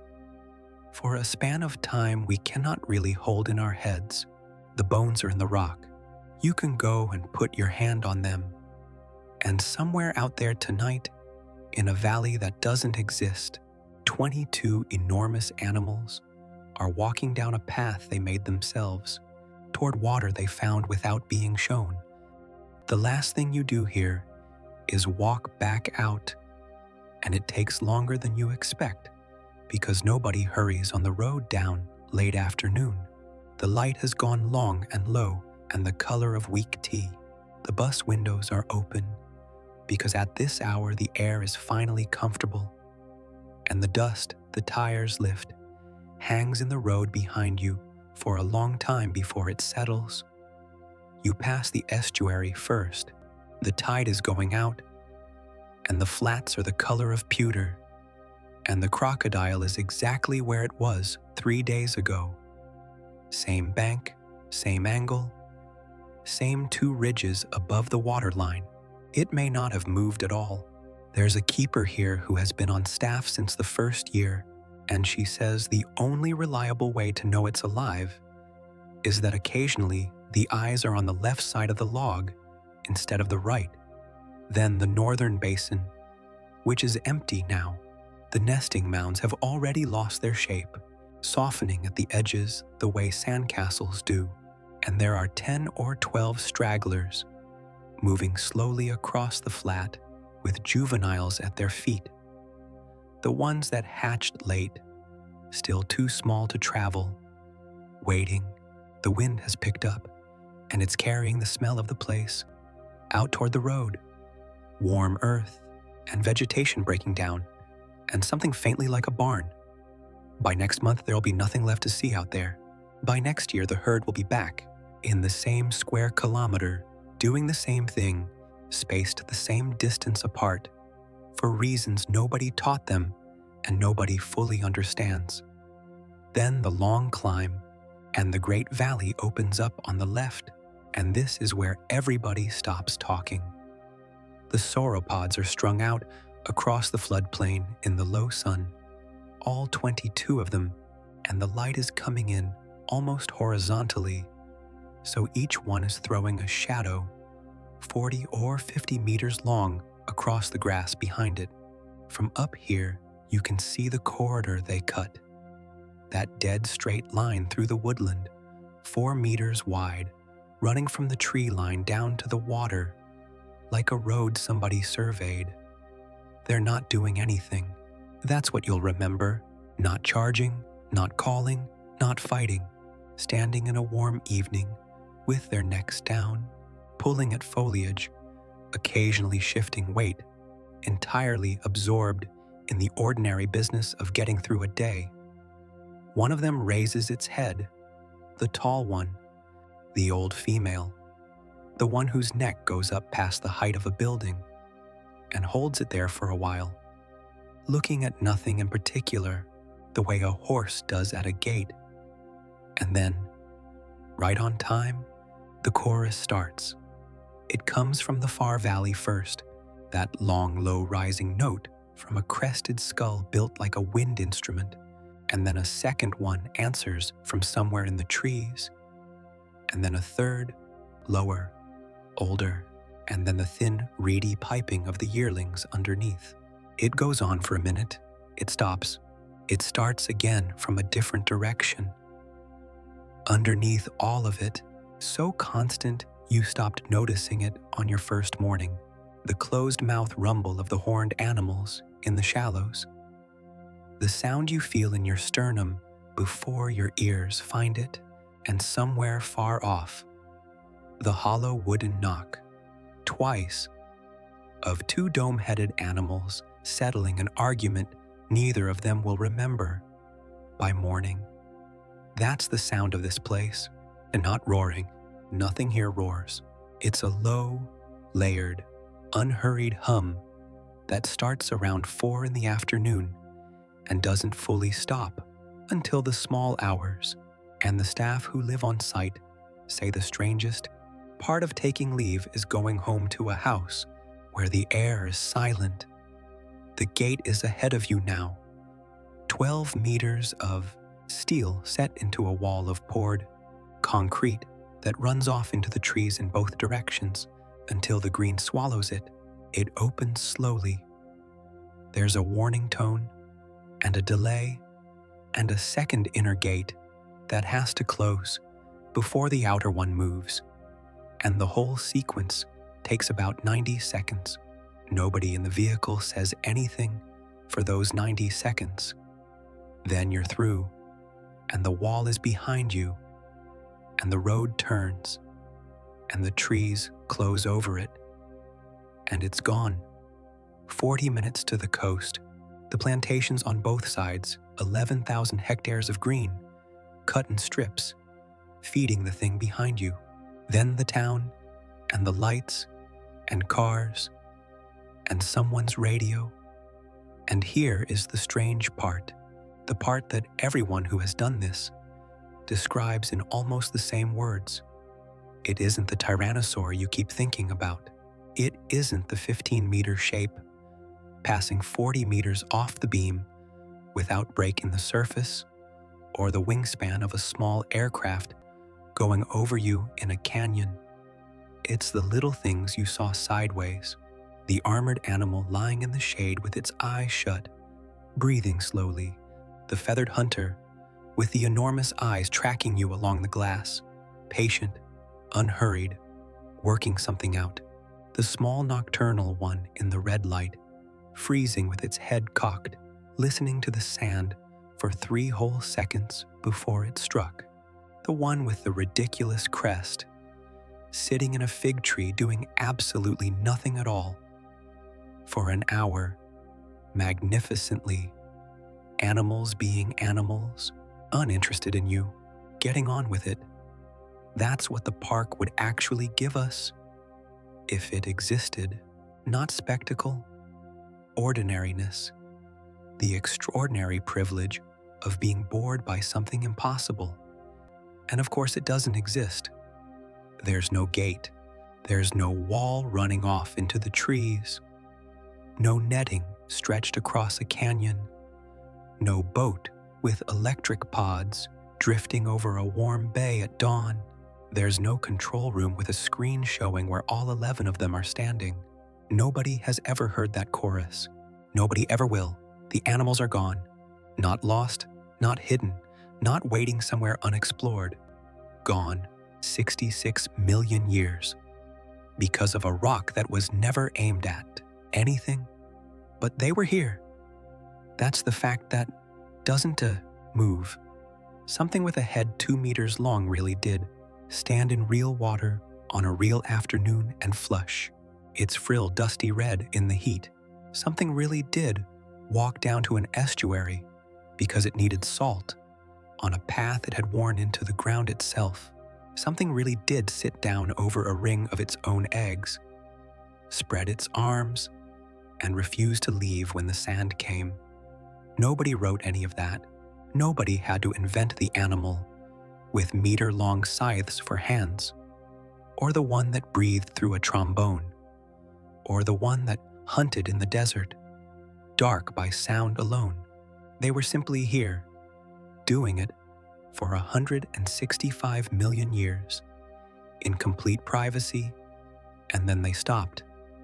And the rock kept it, all of it, the color of a feather, the shape of a footprint filling with water, the last meal of a fish that swallowed something too large, 2 animals that took hold of each other and never let go. We're still finding them, about 1 a week, out of ground that has been walked over by almost nobody, on a planet where the vast majority of the fossil-bearing rock has never had a trained eye pass across it. The strangest ones are almost certainly still down there tonight, a few meters under the surface of somewhere very ordinary, a hillside in Patagonia, a cutting in Mongolia, a beach cliff being taken apart slowly by the tide. Waiting isn't the right word for it. Nothing down there is waiting, but it's there. So close your eyes now, if they aren't already, and put the gate back for a moment. Steel, 12 meters. The wall running off into the trees on both sides. It's late. The amber lights are on along the boardwalks, angled down at the ground the way they have to be. Out in the valley, the herd is standing in the dark, taking sleep in 20-minute pieces so that some of them are always awake. The tide is turning in the bay. Somewhere in the canyon, a colony has gone quiet, cliff by cliff, and the chorus has thinned out to one animal, somewhere out past the river, calling every few minutes into the warm air, low enough that you feel more of it than you hear. Nothing needs anything from you here. The valley will still be there in the morning, with the mist coming off the water, and the mounds softening at the edges, and 22 enormous shapes moving down a path they made themselves toward water they found without being shown. It was never ours. We just got to see it. And if you'd like another, the channel will be waiting.